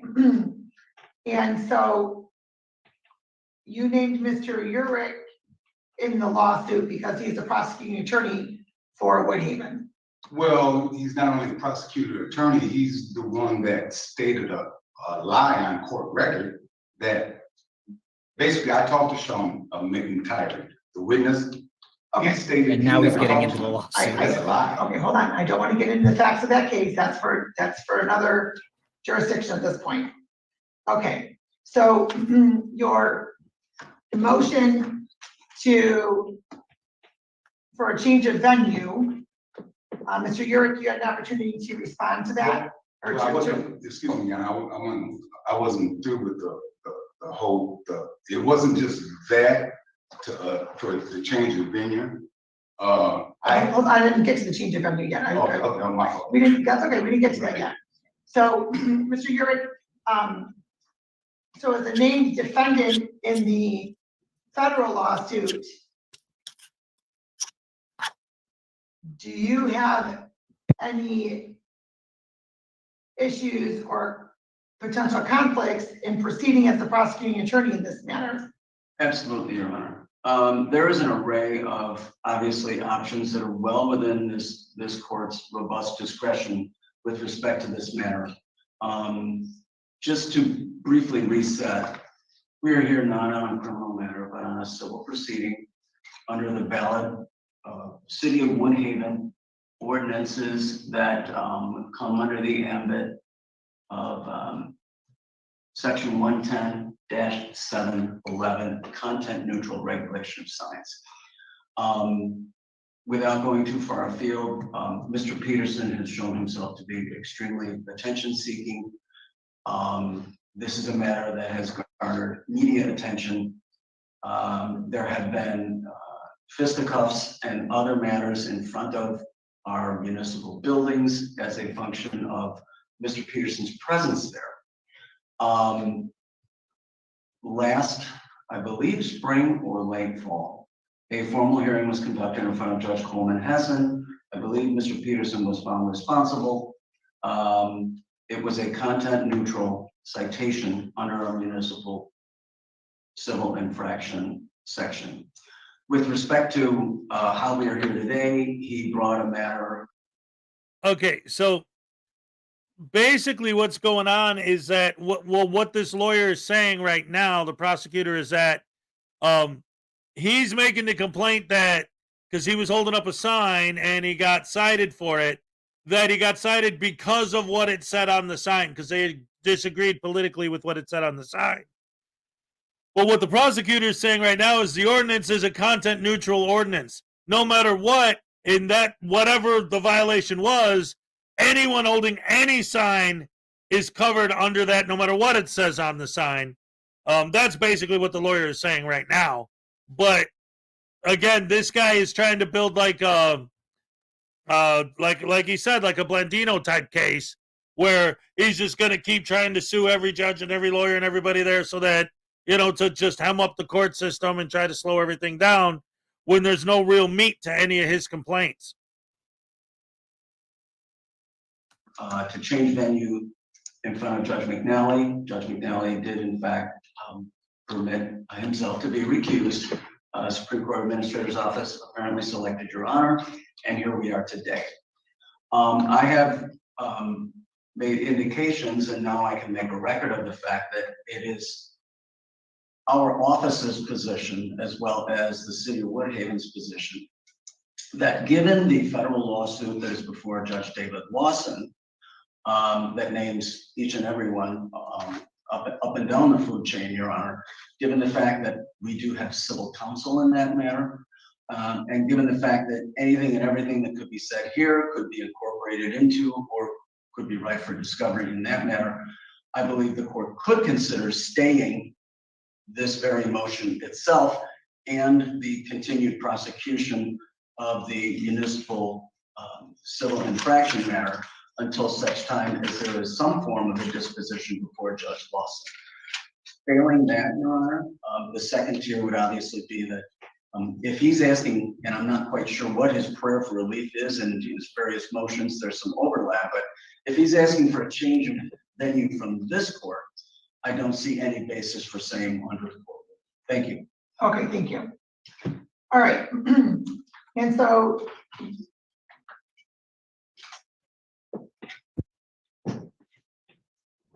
Mr. Urick, do you know how long? Has there been a date set in front of Judge Lawson? Has there been any scheduling order? I'm not aware of where that may be in terms of a calendar conference order. It is my understanding that our counsel do intend to bring a motion for some reason. So he seems to be very professional. He's not just like, this guy, he needs to go to jail.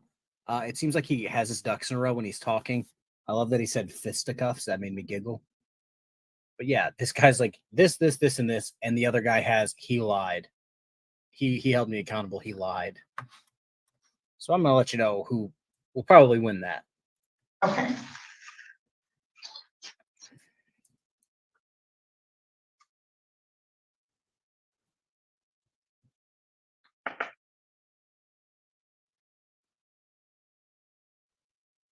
These people And there engage is in not an fisticuffs, option kerfuffle, to have and another brouhaha. attorney covered for your office, being that you are named in the lawsuit. Don't be so Before persnickety. the motion has been heard, whether it'll be granted or not, I don't know.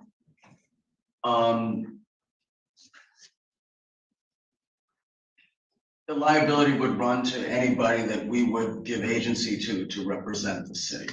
Okay. All right. So I'm going to maybe do a hybrid approach. After I rule on the change of venue, then I will state what we are doing moving forward. Thank you. And so, Mr. Peterson, you filed a motion for a change of venue, indicating that you had a case in this court in 2017, correct? Yes, Your Honor. Okay. And I was not the judge at that time, correct? That is correct. Okay. Judge Wall Bash, I believe. Callback. Yeah. Yes. Okay. So knowing that I was not the judge at that time, are you The still? city is not in the courtroom. You're correct. Yeah, Your Honor. It's just so difficult for me as a Native Indian African minister to just ignore the abuses that I've sustained. Okay, it wasn't in front of you, it was in front of Mr. Barbash, and I have an attorney that Mrs. Coleman, which I wrote in there and gave you the phone number to call her to confirm Which, just so you're aware, I did not do because that would not be proper to do at this point. Okay, but I'm not. Or prior to this hearing date. I just wanted you to know that that would be ex parte communication that I cannot engage in. So for the record, I did see that, but I did not contact. Okay, so I don't want to be the person who talks about race, but let's break this down for a second. It seems like he's trying to pull the race card as another shield to get away with what he did. Okay, thank you, Your Honor. I mean, I wish that you would have contacted her. You know, I don't want to get you in trouble for nothing. But I wrote it down and I told the truth, and she can confirm the truth. I don't have to lie about anything that I do or what I am to nobody. You know, I don't want to apologize to nobody for what I do and what I am. But in this court house, my attorney asked the judge to dismiss the case or file a motion on my behalf to dismiss the case. Well, the judge at the time said, oh, we didn't get it. Well, she's looking like that's the first time that ever happened. That just shows the prejudice and discrimination and racism towards me because they think I'm a threat to them or something. But okay, so he may be more soft than I thought because this dude is just nuts. He's absolutely nuts. That was the environment that I was in. Okay, I had to plead and beg for my rights, which I didn't receive. You know, I had to go to a jury trial and beat a case that the city of Woodhaven, state of Michigan, said that I did, that I committed, which I didn't commit. For just sticking my hands in my pocket out and facing life in prison. Natural life, my life doesn't matter to these people. You know, and I recognize that. That's been recognized since I was a kid. Sir, I would like for you to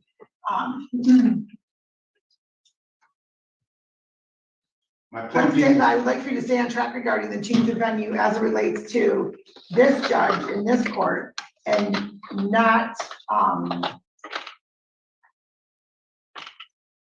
state what somebody else may think or feel. So let's try to stay on track. I understand that I can't, you know, you got to do it individually. You're not the judge who screwed me over. You're not him.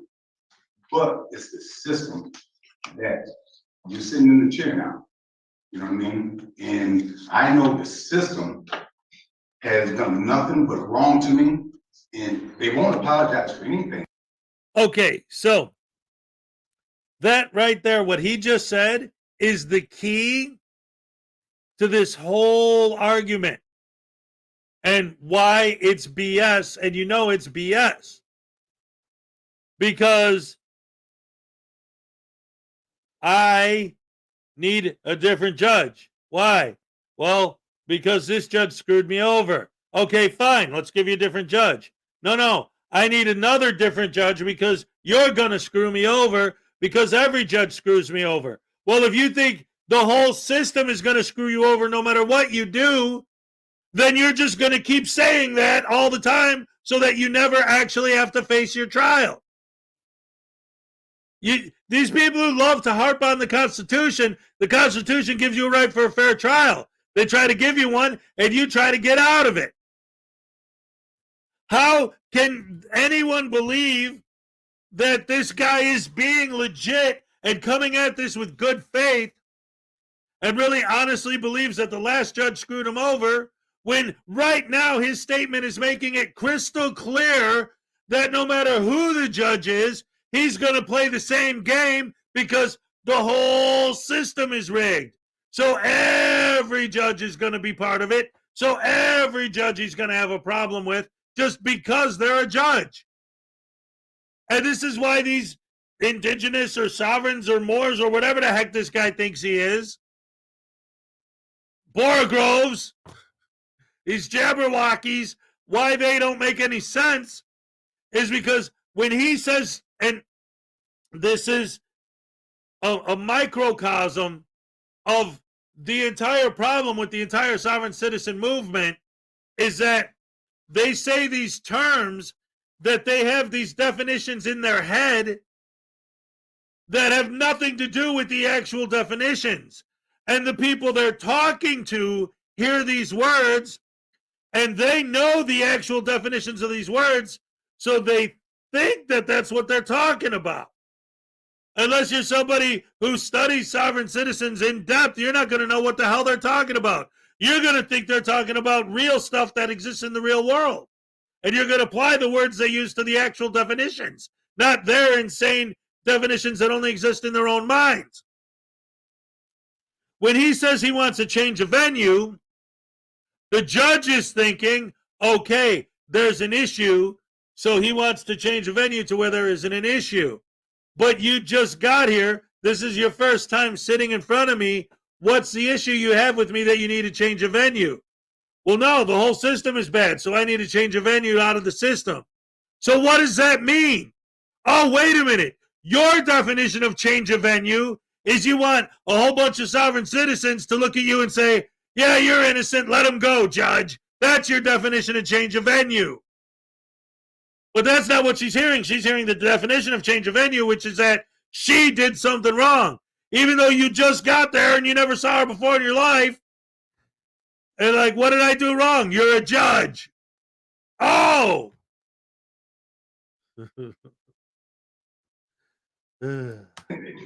Not a thing. If they commit a crime against me, or even if it's on record, which I do have something on record, they don't apologize. When you do something wrong, at least apologize. I don't care if you're the court, the prosecutor, a police officer, whoever. It's something simple. It's called respect and common courtesy among men. Well, the court system has no respect for me as a human being or a man or anything. You know, they got the foot on my neck as if they're the only ones that can do that. You know, now that's about knowing some part of history. You know, things can change. You know, they just can. But I'm trying to do it through your guys' way. I'm coming to court. You know, I had cancer. I'm dying. So therefore, you know, we can go either or. You know what I mean? I'm trying to do it your guys' way. And I love to do it your guys' way. But I'm tired of getting screwed. The system has screwed me, not you. So I feel at any court, I'm still gonna run up against the. Okay, so we're gonna go a little off topic. So, as everyone knows, I did work at a police station as a booking jail type guy. Anywho, this is 1000% correct. There was only like one sovereign citizen I ran into, and I didn't even get to talk to him for that long. But I've had probably 6 to 10 mores come in, and they will play the race card anytime they can, and genuinely said they wanted to unalive me simply because I was white. And it's the craziest thing, because Moors in my head are probably more dangerous than any other group, because they are genuinely crazy.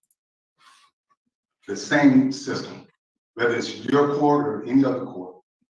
But I wish you could have confirmed my statements that I made, because I've never lied. Ms. Coleman, my attorney, is evidence. Judge Clifton, he's a judge in the 25th District Court. He gave me permission to public protest in front of his courthouse, which I did. Hold on, did you just curse? No, I said he gave me permission To, public protest. oh, public, okay, I'm sorry. What did you say? I thought you said a different word that started with an F, so I apologize. So I misheard you. Right, yeah. That would have got interesting. But anyway, if it was investigated, I'm telling the truth. I don't have to lie about anything I do or anything that I'm going to do in the future. You know what I mean? Now, I'm asking for my civil rights, but as I said, you know, any court of law is pretty much set up against us. You know, like I said from the beginning, Native Indians and Black people are criminals. We've always been considered criminals, you know, within the justice system. You know, and that's, here we go. See that. It's, you know, you can try to make up a new history or something, but the history's there. I lived it. I know it. So I'm a 60s baby. You know what I mean? So I know the fight. You know what I mean? I remember Black onlys and white only signs. You know what I mean? You know, I remember my uncles, because they dark skin getting lynched by y'all. So I remember You're certain saying things. y'all as in, White people in general. I always, it's hard to separate a good white man from a bad white man. It's kind of like the only good Native Indian is what? We all know the answer to that.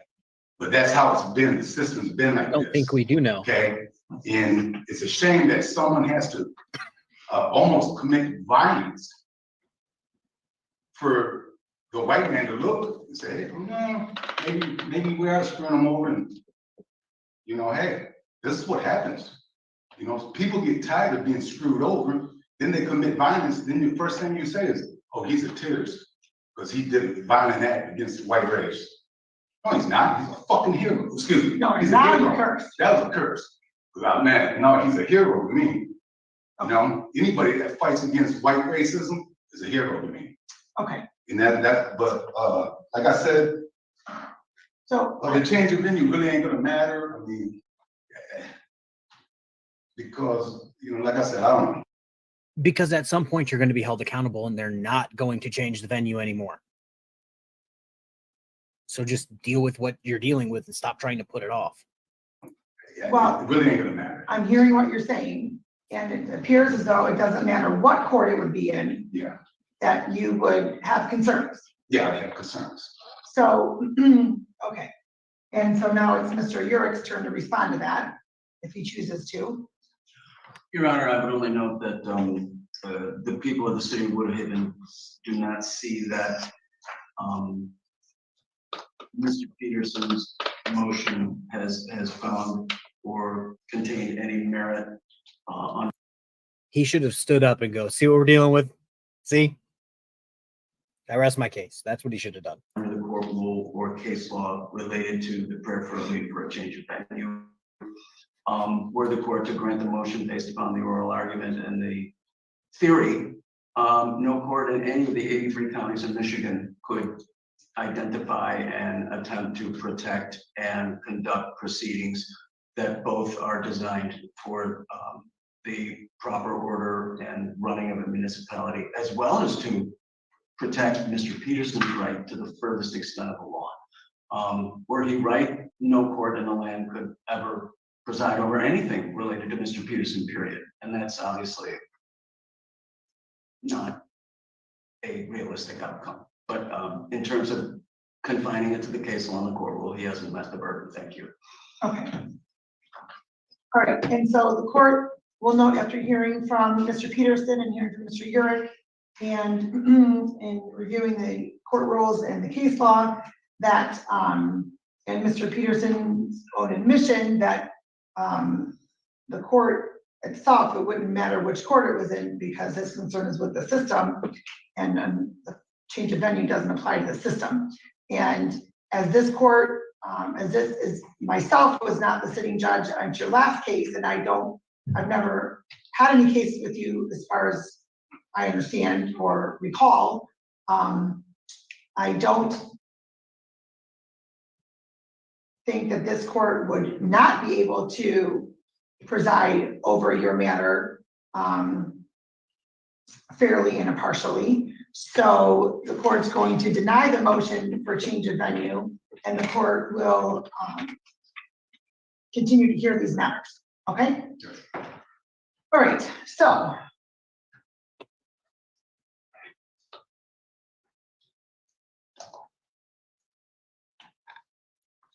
now the next order of business is you have additional motions that you filed, and Mr. Urick has also put forth a request to stay the proceedings and for the court to not decide the motions at this point based upon the pending federal action that you filed naming the 33rd District Court and various members of the Woodhaven Police Department, as well as Mr. Urick as defendants. And therefore, since there's that pending lawsuit, the potential testimony or whatnot, if there's a formal hearing that ultimately occurs, depending on how the motions are decided, then there could be some conflict having the federal case pending and not yet resolved. So the court's going to grant the stay. Thank you. And so I'm going to set this for a review so that we don't lose track of this.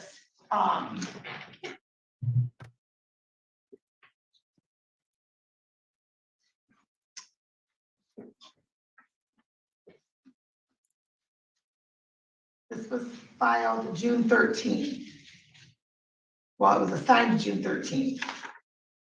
I presume it was filed somewhere within close proximity of that date. And Mr. Peterson, have you received any communication from the federal court? Typically, I'm presuming it's going to be by email since it's all electronic filing, as to any scheduling orders or otherwise? Well, actually, Your Honor, the federal court judge in the other case gave me an attorney. I'm going to go see him on Friday. But, and that's for the April 12th, 2017 incident with the city of Woodhaven. But this other case, which, because the federal court gave me an attorney to represent me, I'm going to show him this case right here so he can better direct me. All right, I'm going to take a minute. We're going to take a break from this video for a minute, mostly because there's a lot of very fascinating and interesting stuff going on in there, which is why I'm playing it. But at the same time, one of the reasons why you don't see a lot of court proceedings is because, hey, look, in real life, court isn't like on TV. It's like watching paint dry. But then, again, it can become fascinating when they say certain stuff, but it is slow. So, hey, what's up, K-Farm? So, first of all, I'm going to greet some of the people I haven't said hello to yet. I clicked on some of their, if you're looking, some of their stuff, but we got Blackheart Knight in the house.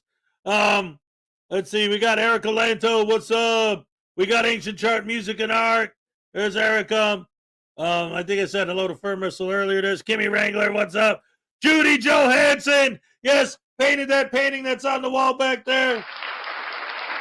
Love Judy here at the Hezokuai Frauditor Follies YouTube channel. Big fan of the show, big fan of her work. Blackheart Knight, what's up? Little Chihuahua. Yeah, saw you earlier too. Who else is here? Sue Bear, Kimmy Wrangler, Zed Zippy. Yeah, it looks like Conspiracy Music, Maxine Kennedy. Yeah, I think I pretty much acknowledged everybody else. If I missed you, I'm sorry, but oh no!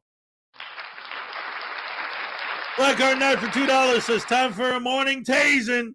Feel the pain. Oh, here we go. Here we go. Oh no. What now, Hez? What the heck? Oh, yeah. Hey, Blackheart Knight showed up. Wow, great. How wonderful. Yippee. Ha. Oh, boy. Get it over with, Hez. Go ahead, press the button, Blackheart. Just do it. Just do it already, do it. Oh, hey, I wasn't ready, I was joking.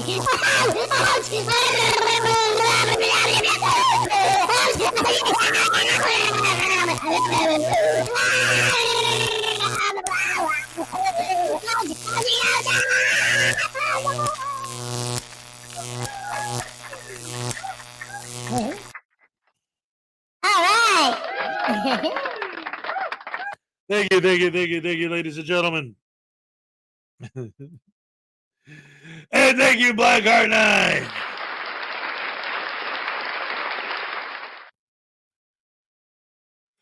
So we're gonna take a quick commercial break, a minute and a half for the newest from Flat Derp. Here we go, ladies and gentlemen. This is gonna be great.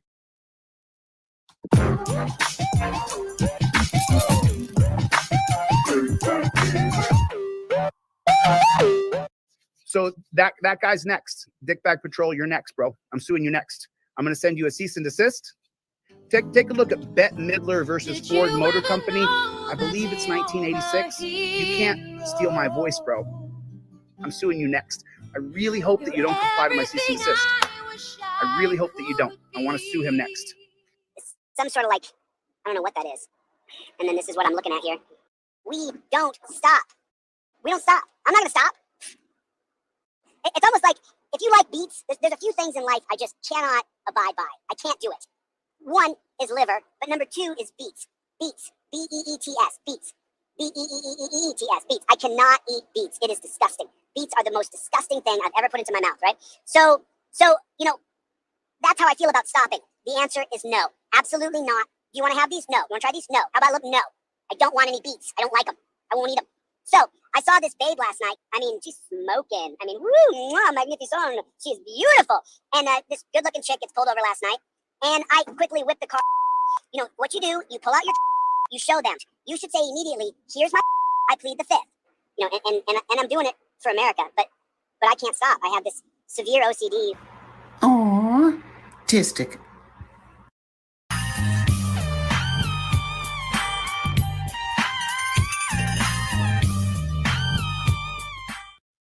All right.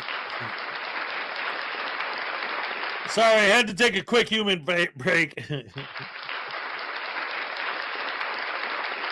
How do you steal a voice? You have to ask the octopus from The Little Mermaid. That's how. Ask Ursula. She knows all about that. No rim shot for that one? Come on, guys. Oh.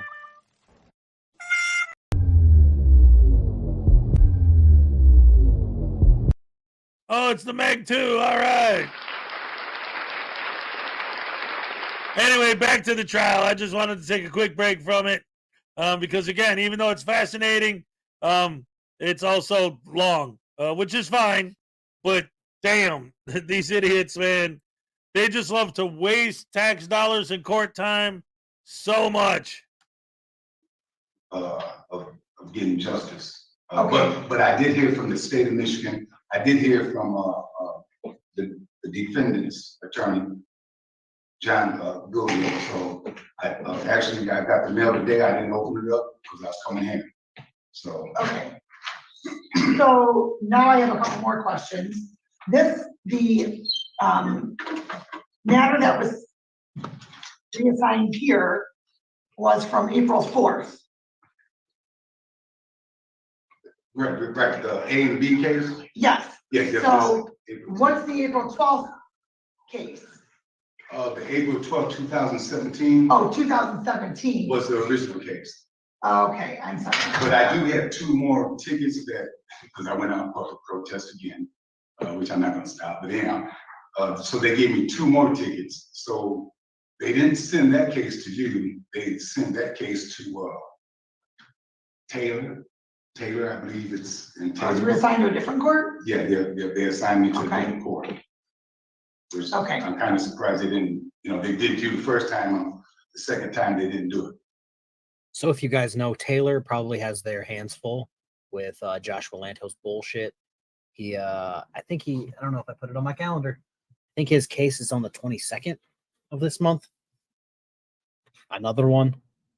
But yeah, I think they have their hands full, but I do like how they split where all the cases went so that he couldn't be like, oh, change of venue, oh, change of venue, oh, change of venue everywhere he went. Because eventually he's going to run out of courts that are right there. Okay, I don't know why that occurred that way, but in any event, so the answer to my question as to whether or not you've received a scheduling order yet. I appreciate it, bud. From the Eastern District of Michigan Federal Court is no. No, I haven't got a scheduling for that yet. No. Okay. And Mr. Urich, you didn't receive anything regarding the scheduling order either, correct? Negative, Your Honor. Okay. Our counsel is managing that matter, so I apologize. I'm not involved in the day-to-day defense of that civil matter. Okay. So let's set this for a review in October, because I can't imagine there's going to be anything It is slow. prior to that. Actually, let's do November. Now that I'm saying that all out loud. Okay, let's do November. So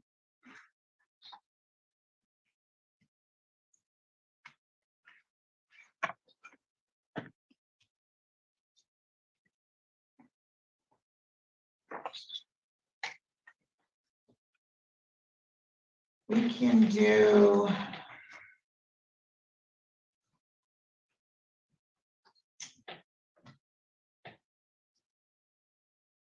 November 8th. Does that work? Yeah. Does the time of 11:30 work? Works for me. Okay. Does that work for you, Mr. York? Triple checking here on November. Yes, that would be fine. In fact, that's as far as I can see it, that's a Wednesday again. Yes. So if we could have it at approximately the same time so that the matters in front of the 33rd judges are concluded, we could come right back over here as quickly as possible. Thank you. Yes. Yes. That's typically our Wednesdays are I guess lighter docket, and I say that with air quotes, but of the week, and so that way it's we can do that. Okay, so Will you send me a notice of that? I'm sorry. Well, a notice, will you send me a notice? I can have you stop at the window. We can provide you with the notice, but typically, since you're here, Wait, I just write it down. I've been shot in the head twice, though. So I have some memory lapses sometimes. okay. All right. And you're So not- Okay, so let's just start at the beginning. He is every race under the sun except for white. He's made that very clear. Apparently, he has cancer and is dying. And now he's been shot in the head twice. So I got nothing. I got nothing on this guy. If he had been shot in the head twice, that would explain the absolute buffoonery. I'm sorry, I didn't mean to interrupt. no, that's fine. I'll have you stop at the window and you can get that notice. Okay. We'll just have to update our. Oh, actually, we cannot provide you the notice since this is not our court.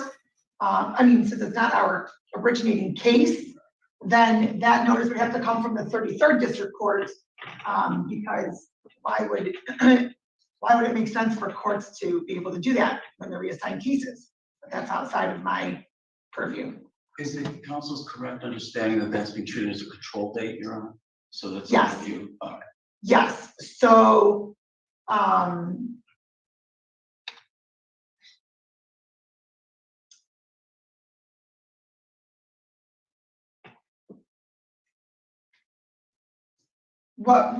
let's how logistically do we handle that? I can have you email in on that Monday with any updates from the federal case. If there aren't any, then we will likely email you a new date so that you wouldn't have to return. Because if there's nothing to review, then that would be a waste of both of your time. Just for the record too, I'm not computer literate. I know how to read and write though. Okay, good. I'm not computer literate. Like, You don't utilize email? no. Actually, I just. Well, allegedly, him being shot in the head twice is actually what's stopping him from sitting down. Just learned how to text not too long ago. So okay. Some little baby show. All right. Before people start thinking I missed it, I did not. I just went to refill my coffee, so there's some stuff happening while I was gone. I got $5 from Greg Jonick. It's Spaghetti Taco Tuesday, so Tay's News Now Voodoo. That's right. And I also got a message from, we got Maddie Graham as a new member. All right. And we got Maxine Kennedy for £2. Hiring a bus driver. Want to go paint, dry, and fun park? School bus driver. Uh-oh, look out. Here's a happy dance for you. All right, and here's a happy dance for Maddie Graham. All right, thank you very much. And then we got $2 from Kingston 2000. It's my birthday. Happy birthday to you. Happy birthday to you. Happy birthday to Kingston. Happy birthday to you. No. You say it's your birthday. It's my birthday to you. You say it's your birthday. We're gonna have a good time. I'm glad it's your birthday. Happy birthday to you. I would like you to dance. Birthday, take a chance. Birthday, I would like you to dance. Birthday, dance.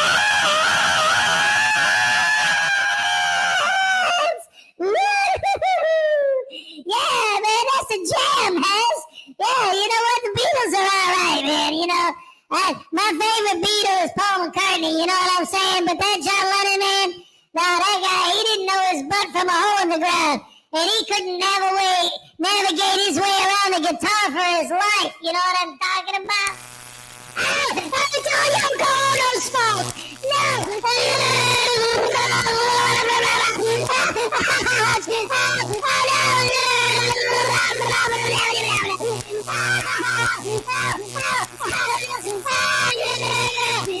Ringo Starr was the worst drummer ever.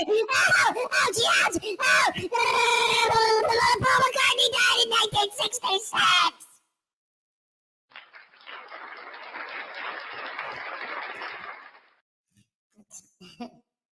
I told you that kid's a lunatic. You don't know what the hell he's talking about. Anyway, he needs to go check out some Brian Jonestown Massacre records. There's some good stuff there. Oh my goodness. So speaking of violence, wait. I was a member. We did my milestone earlier, and YouTube took my membership. Yeah, I don't know how that works. I think it's a timing thing. I don't know much about how YouTube actually handles that. YouTube, it's come on, guys. You all know that YouTube has its issues. Quit saying it's Tuesday when it's Thursday. I'm losing my days here. Dude, I'm reading the chat. The guy said it's Taco Tuesday. That's not my fault. I highlighted it. I was just reading what he said. Yeah, today's Thursday. Dag nabbit. Maybe he lives in a different time zone, you know, like Mars. Yeah. What day is it in Australia right now? Today!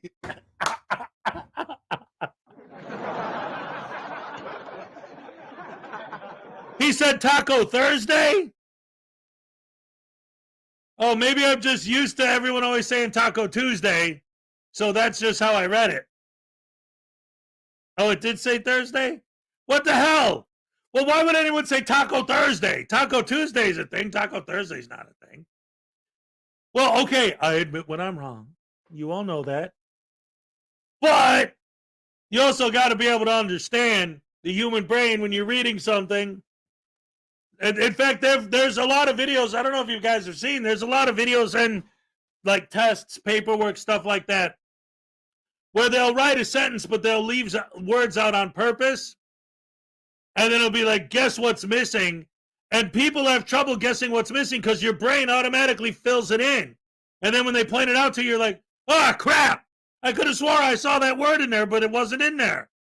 Because your brain fills in the gaps. So when I started reading it's taco and a day that starts with a T, my brain just, because Taco Tuesday is a thing.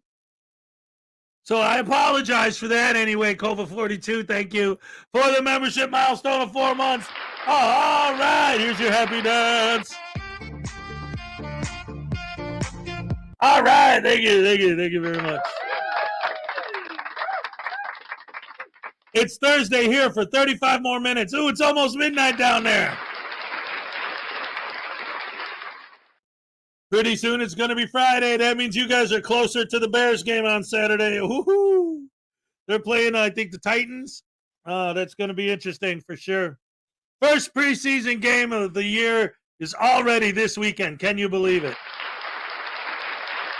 Yep, football time already. Oh, my goodness gracious me.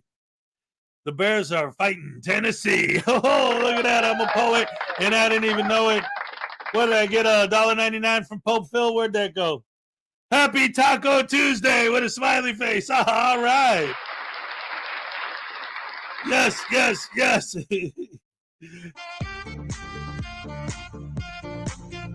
All right. Thank you very much, Pope Phil. I appreciate that.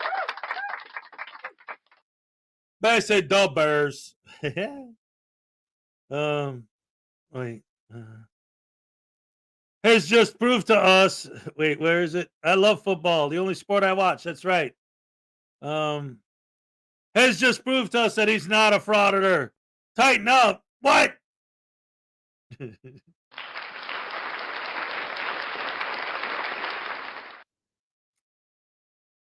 Watching the Bears lose will be awesome.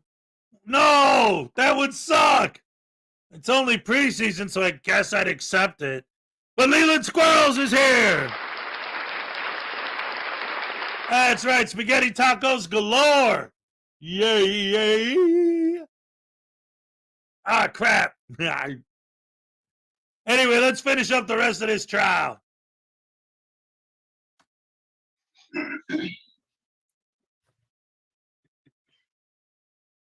Okay, well then, sir, we'll probably have to stop up here then to give us that update by Monday, November 6th. Okay. Let me just double check the calendar.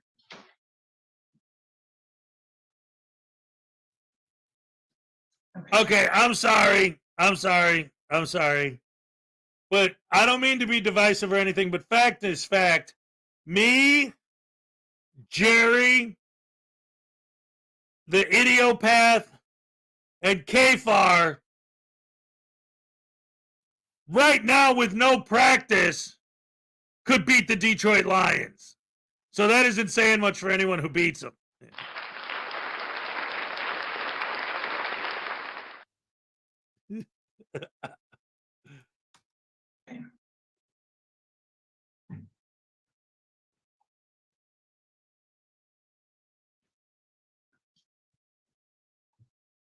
And if you can do that, I'll just indicate by 3 o'clock.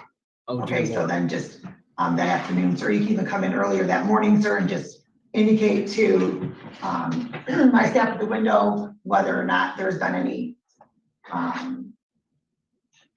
activity, or I would hope that by then there at least be a scheduling order, or perhaps a motion hearing scheduled or something. And if there is, then I'd like to know what that date is, so then we can determine where we're moving the next date. Okay, but I'm afraid if we don't have a review or a control date, then with the number of cases that we have, then and especially since we can't put it in the system ourselves, that it would perhaps fall through the cracks. So I don't want that to happen. Either I bring it up here to you. I live in Belleville. Either I bring it up here to you, or I'm not or you can certainly call. You can certainly phone call. I will just indicate that sometimes we have a lot of phone calls and not as many staff members, and sometimes the phone calls last longer than anticipated. So email is generally the most effective and efficient way to communicate. So even if you have somebody that you like to email on your behalf, that's fine too. Okay. And if not, just please be patient if you're waiting and hold on the phone. Yeah, actually, I go to the library. The Of course you ladies do. at the library, they help me out. So they're one of them probably do it for me. Okay, that's fine too. Just make sure they're referencing that they're emailing for you, so that we know what cases regarding. Okay, anything else? Nothing further from the people. Okay, anything else? Not from that. I had another motion too. Both. So you filed 3 motions. Yeah. The court decided and issued its order on the changes? So this is regarding public protests, which in today's day and age could literally mean anything. Not to get political, but apparently trying to firebomb a federal courthouse is now a protest, which is odd to me. So literally this guy could have done anything. Apparently there were fights outside of the police department, some city building where he got arrested. There were fights caused by him in front of the buildings. So yeah, he got, I think, a few tickets. Defendant, so that motion's denied. It doesn't matter who wins the game as long as News Now Voodoo gets tased. Oh, that's beautiful, Blackheart Knight. We're gonna have to get him some gear, some football gear. Let me find out. Hey, what? You gonna tase me again? Huh? You punk? No, I wanted to ask you, what's your favorite football team? Football. Football? The hell are you talking about, man? I don't like football. The only game I like is the game of being on the street, taking care of business, running game on them females. You know what I'm talking about?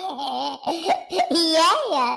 I pull my camera out and I film them ladies, whether they like it or not, baby. So it don't matter if they're into it, because I got the footage. You know what I'm saying? Yeah, that's my game, baby.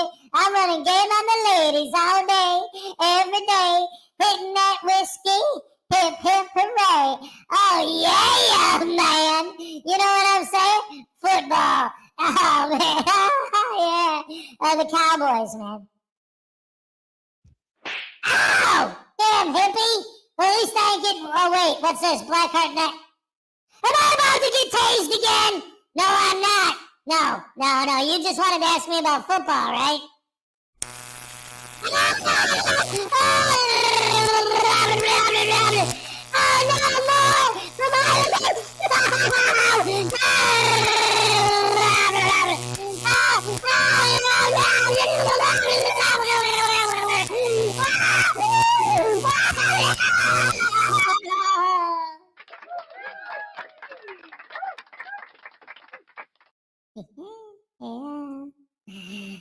Wow, that was something else, Hez. How are you going to turn this off, man? Oh, there it is. All right. Voodoo, you better come clean about you and Douche Canoe are talking about tase. Yeah, see? Ladies and gentlemen, boys and girls, for those of you who haven't been following along or, forgot about it. All right. Out of character. There's a storyline that's been going on in the show that all started with the beef between Blackheart Knight and News Now Voodoo, where last month's giveaway for number 15 of the Schrodinger Cat limited edition holofoil cards was supposed to go to News Now Voodoo, and he never got it. The card disappeared. A lot of people are trying to figure out what happened to it. Some people are thinking he hid it. Oh, Blackheart Knight has some theories. He keeps chiming in different ideas. Somehow Blackheart Knight is involved beyond what he's letting on. In the meantime, News Now Douche Canoe has been investigating on his own to see if he could figure out what happened to the card. But for those of you who don't know, and again, out of character, News Now Douche Canoe is Little Chihuahua Big World's. Little Chihuahua Big World made me that shirt. Is Little Chihuahua's voodoo doll. So it was all fun and games. And then, as I'm sure most of you know at this point, last week, or maybe it was 2 weeks ago, but Little Chihuahua had a heart attack. She's been sick. She's getting better now. She's feeling better. But while she was ill, we kind of took a pause away from that storyline for a while because, I don't want to, it's just a silly little joke part of the show. It's a bit that we do, and it's not something that I want somebody who's sick to hurt themselves over trying to worry about that. I told her, relax, get better, don't worry about it. We'll get back into it. But it looks like she is still well, yeah, that's what I'm saying. The storyline is still ongoing, but we kind of paused it because she's been ill. And I didn't want to push her, you know, like, you just had a heart attack. Now forget about getting better and worry about my stupid voodoo story. You know what I mean? Like, to me, it's like, no, just forget about it for now. Don't worry about it.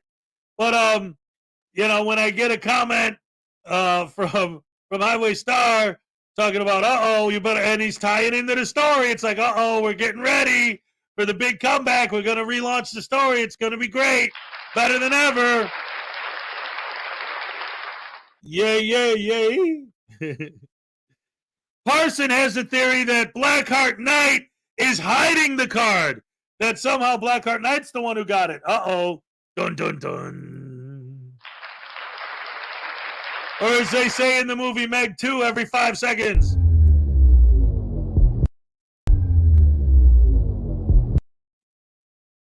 Look, there's the shark. Guys, let's jump into a submarine. Look, there's a moray eel. Jason Statham punched somebody. Hey, look, there's some bad guys with guns. Hey, Jason Statham, shoot somebody.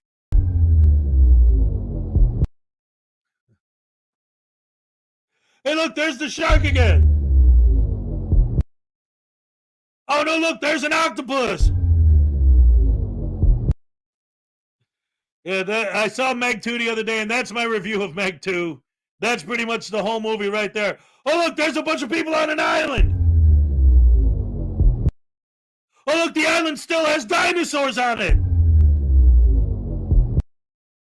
Oh, look, one of them's eating somebody, but there's no blood in the movie.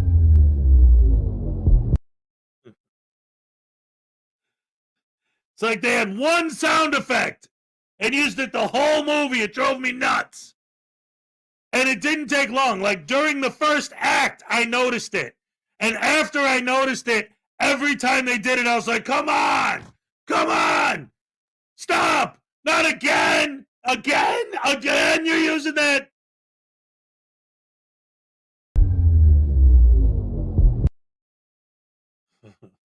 In fact, when I play it,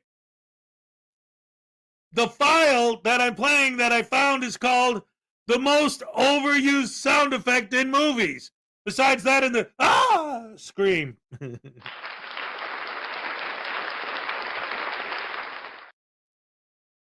Anyway. Meg 2, Judgment Day, Fast and Furious, Jaws 3D. Yeah, basically, it was... I went because it was free. All right? That's the only reason I went. I got free tickets, so I went. I arrived for day 19, and it's all downhill now. Oh, no. Well, no, don't clap about that. Well, we hope you get better. Dag nabbit, thoughts and prayers with unclean hands, ladies and gentlemen. I'll tell you what, Unclean, because earlier Unclean recommended that in honor of him, I should have a handlebar. But you know what? Why I don't? I tried it before. I don't know if you could tell, but here and here, there's little bald spots. They don't really connect. So, like, I can't go past a certain point because then it'll just look stupid. You know, it doesn't, I don't get that full all the way down, you know. It just goes like boof. And then it stops. So it doesn't look like, when I do it, it doesn't look like I have handlebars.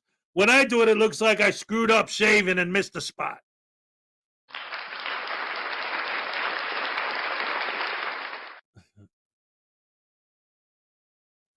Oh, so Statham did a lot of stuff for real. Well, here's the thing. I like him. My favorite movie with him is what's that Guy Ritchie one? With the diamonds, and the boxing, the bare knuckle boxing with Brad Pitt as the Irish gypsy. Anyway, that's my favorite movie with Jason Statham in it. But yeah, I like him with the Expendables, you know, hanging out with Stallone and all that good stuff.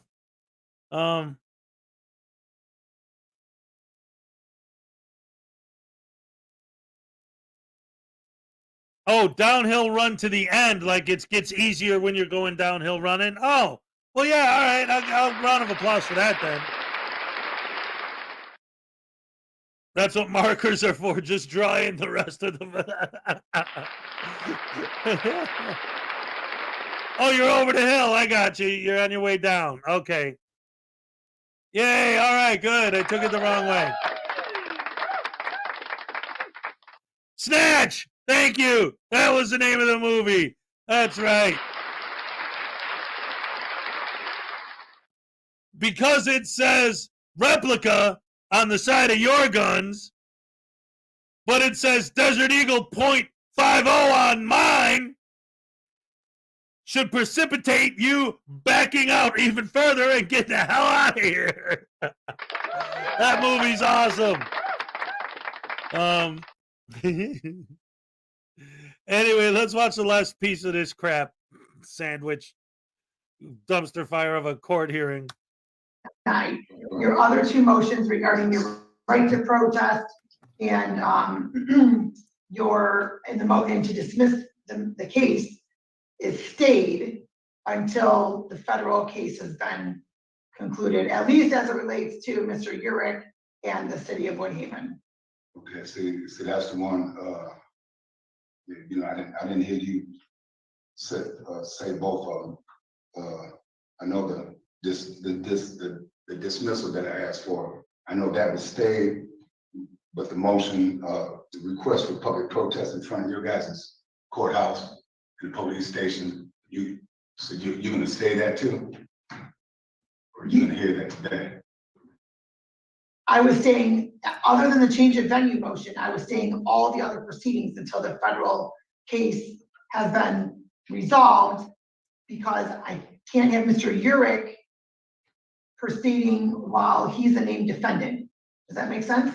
Yeah, it makes sense, but basically what I'm looking for is my constitutional right to public protest without being harassed by police. Or also, he just said he's filed a motion for the right to publicly protest outside of the 27th District Court, which I feel as if you couldn't give, because as I've just stated, she doesn't know in her mind what he's thinking is public protest in his mind. Like I said, firebombing a federal courthouse,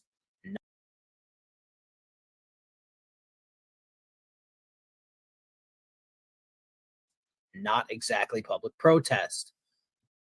You know, holding people against their will, not a form of public protest. But she doesn't know what he means by that, so she's probably not going to give it to him. the prosecutor or anybody else. Okay, so if I had that right. Okay, so what I'm indicating is you're indicating that you would like to protest, and so there are certain procedures that are to be followed as it relates to that. So permits and stuff like that. Do you guys do permits in this city? Or? The court does not, but you'd have to stop at the city of Wyandott's municipal building to get that information. I don't have that memorized off the top of my head. So as it relates to the motions that you filed, I'm not going to continue with those at this point. Those are both going to be stayed, because as I've indicated, Mr. Urich would have to respond to those with oral argument. And since he's also a defendant in the federal case, that's a conflict. So we can't proceed with that. But what that means is I'm not ruling one way or the other on the motions that are filed because they're stayed. So if you would like to proceed with your right to publicly protest, then at this point, since there hasn't been any ruling on the motions, then you would just have to make sure that you are in compliance with any ordinances that are in effect as relates to that. Okay. Well, okay. Well, I'll wait until the case is over. Okay. Yeah, for this time anyway. But I'm going back to City Woodhaven public protest, and that's something I'm gonna do. So I don't know if they're gonna. Whoa, ladies and gentlemen, Greg Jonick thinks he might have cracked the case. For $5, maybe it was baby news now, Voodoo, who took it as part of his settlement. Yes, Voodoo owes $135 million in back child support. Oh, the plot thickens. Oh boy, oh boy. Here's your happy dance. All right. Thank you very much. Yes. I am very happy with all the support I've been getting from you guys. Like I said, I woke up this morning.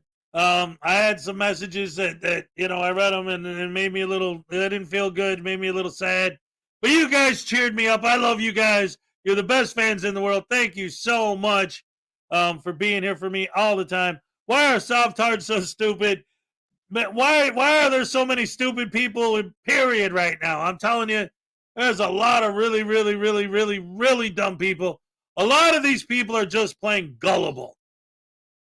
Basically the crazy part, here's the crazy part. They are all so willing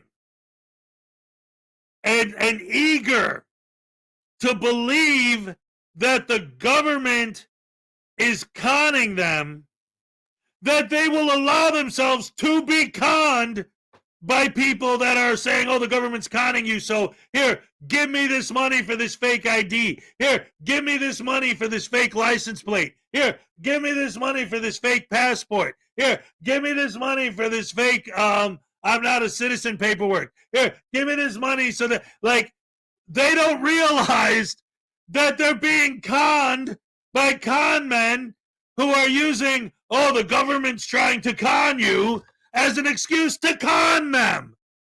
Like they're actually being conned by the people who are selling them on this idea. Sue Bear for $2, do a happy dance for summer camp. Here you go. All right. Thank you very much. Leland Squirrels loves everybody here, and we love you. Absolutely.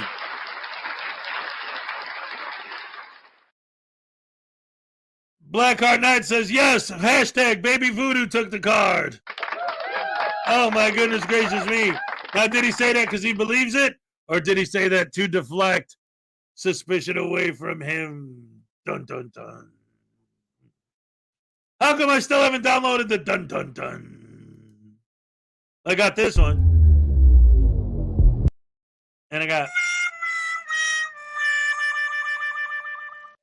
All right.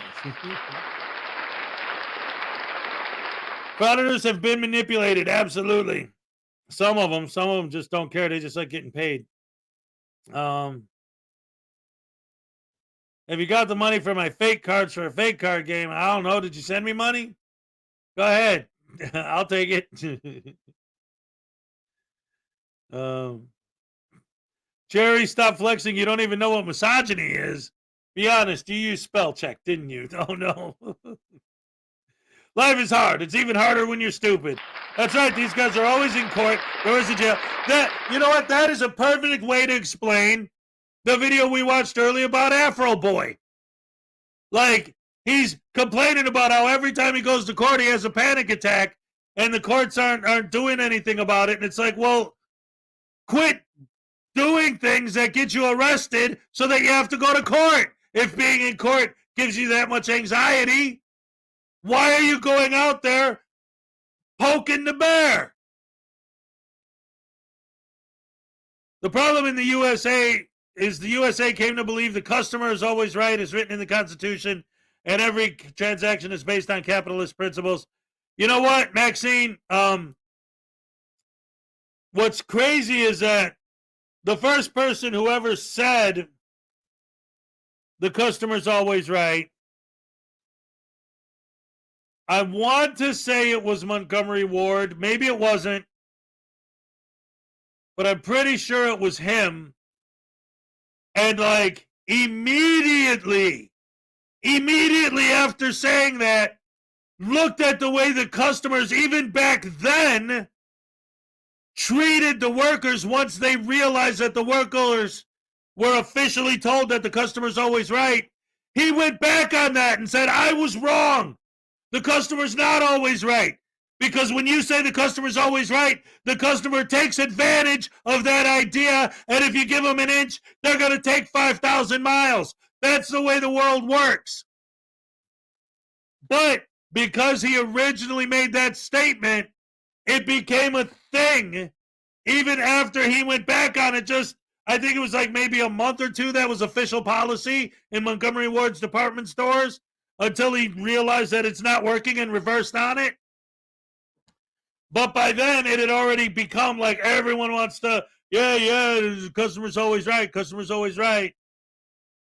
And they're not. Hey, they could come in and say anything, and you're supposed to just take their word for it. Oh, here, I bought this, I want my money back. They just walked up, grabbed it off the shelf, brought it to you, and said, I want my money back. Customer's always right. Here, give them the money for the thing that they never paid for in the first place. Take it easy, Anastasia.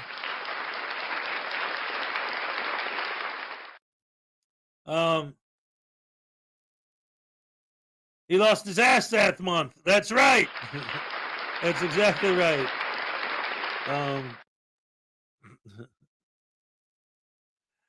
Everything we owned in our house was from Montgomery Ward's, even our underwear we bought, everything there. Yep. That was the place, man. When I was a kid, that was the place. That or the Ventures. We'd go to the Ventures. That was our Kmart, was the Ventures. That was P.T. Barnum who said that. There's a sucker born every minute. But yes, that's why frauditors and sovereign citizens exist, because that is true. Sometimes the customer is just an asshole.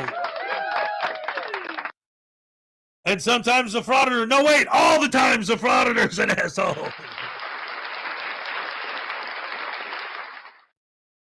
Oh, man. The Unforgiven Jerry, TJ Maxx.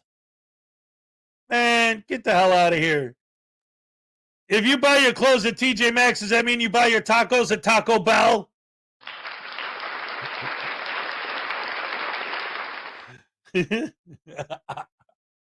Sorry, I had to. Anyway, oh my goodness gracious me. Oh, wow. So, once again, I want to thank you guys sincerely from the heart.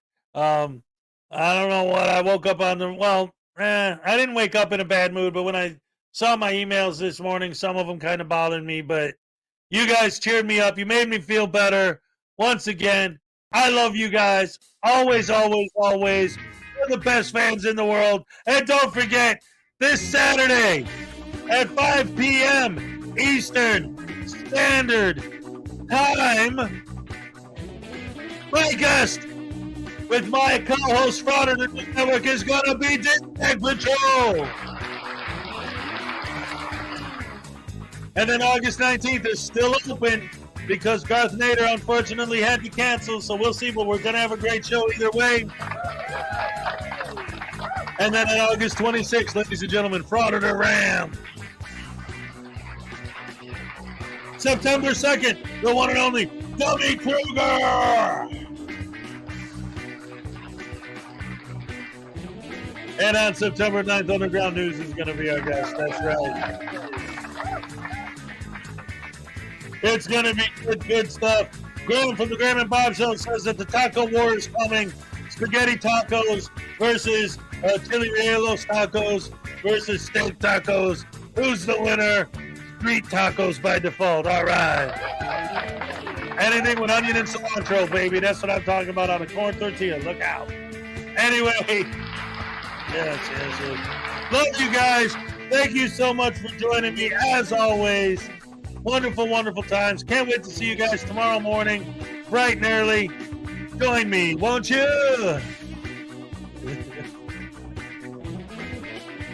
I'm sorry.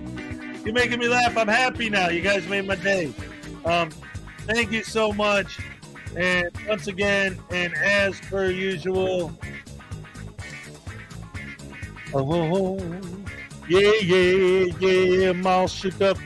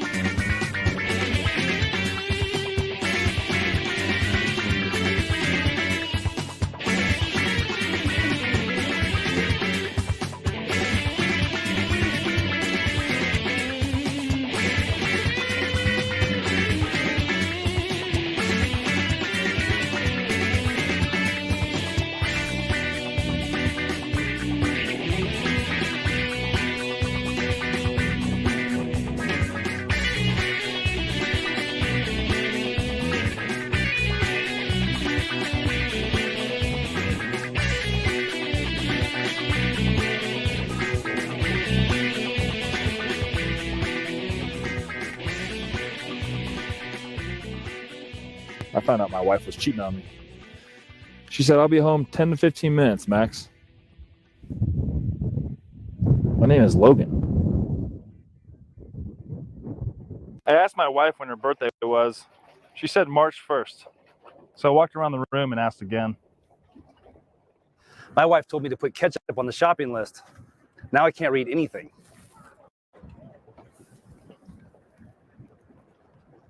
What word starts with E and ends with E, but only has one letter in it? What? Envelope. 3 conspiracy theorists walk into a bar. Now you can't tell me that's a coincidence.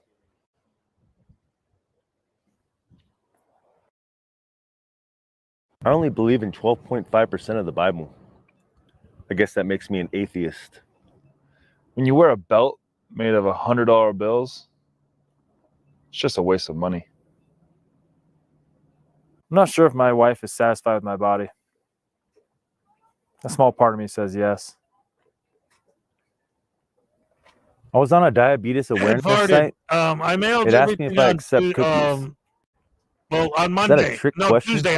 On Tuesday, I mailed everything out. No. Take a sip. Male bees die after mating? That's basically their life. Honey Nut Cheerio.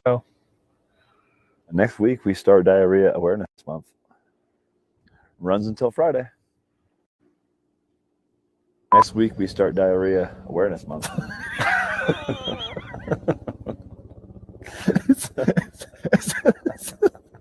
My wife wants me to blow air on her every time she overheats. But honestly, I'm not a fan.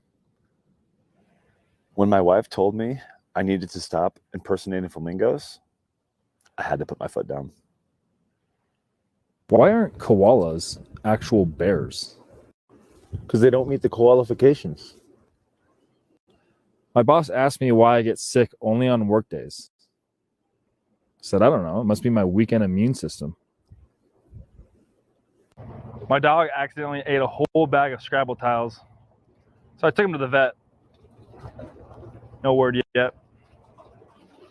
If a child refuses a nap, are they resisting arrest?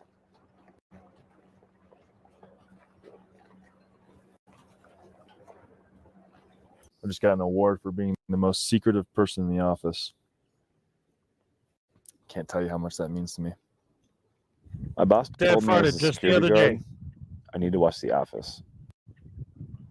I'm on season 6, but I have no idea what it has to do with being a security guard. I got fired from the bank today. A woman asked me to check her balance, so I pushed her.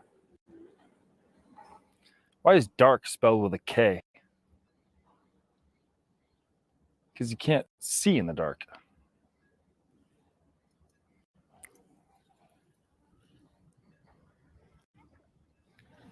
I asked my wife what she wanted for her birthday. She said nothing would make her happier than a diamond necklace. So I bought her nothing. When my wife is depressed, I let her color in the tattoos. She just wants a shoulder to crayon.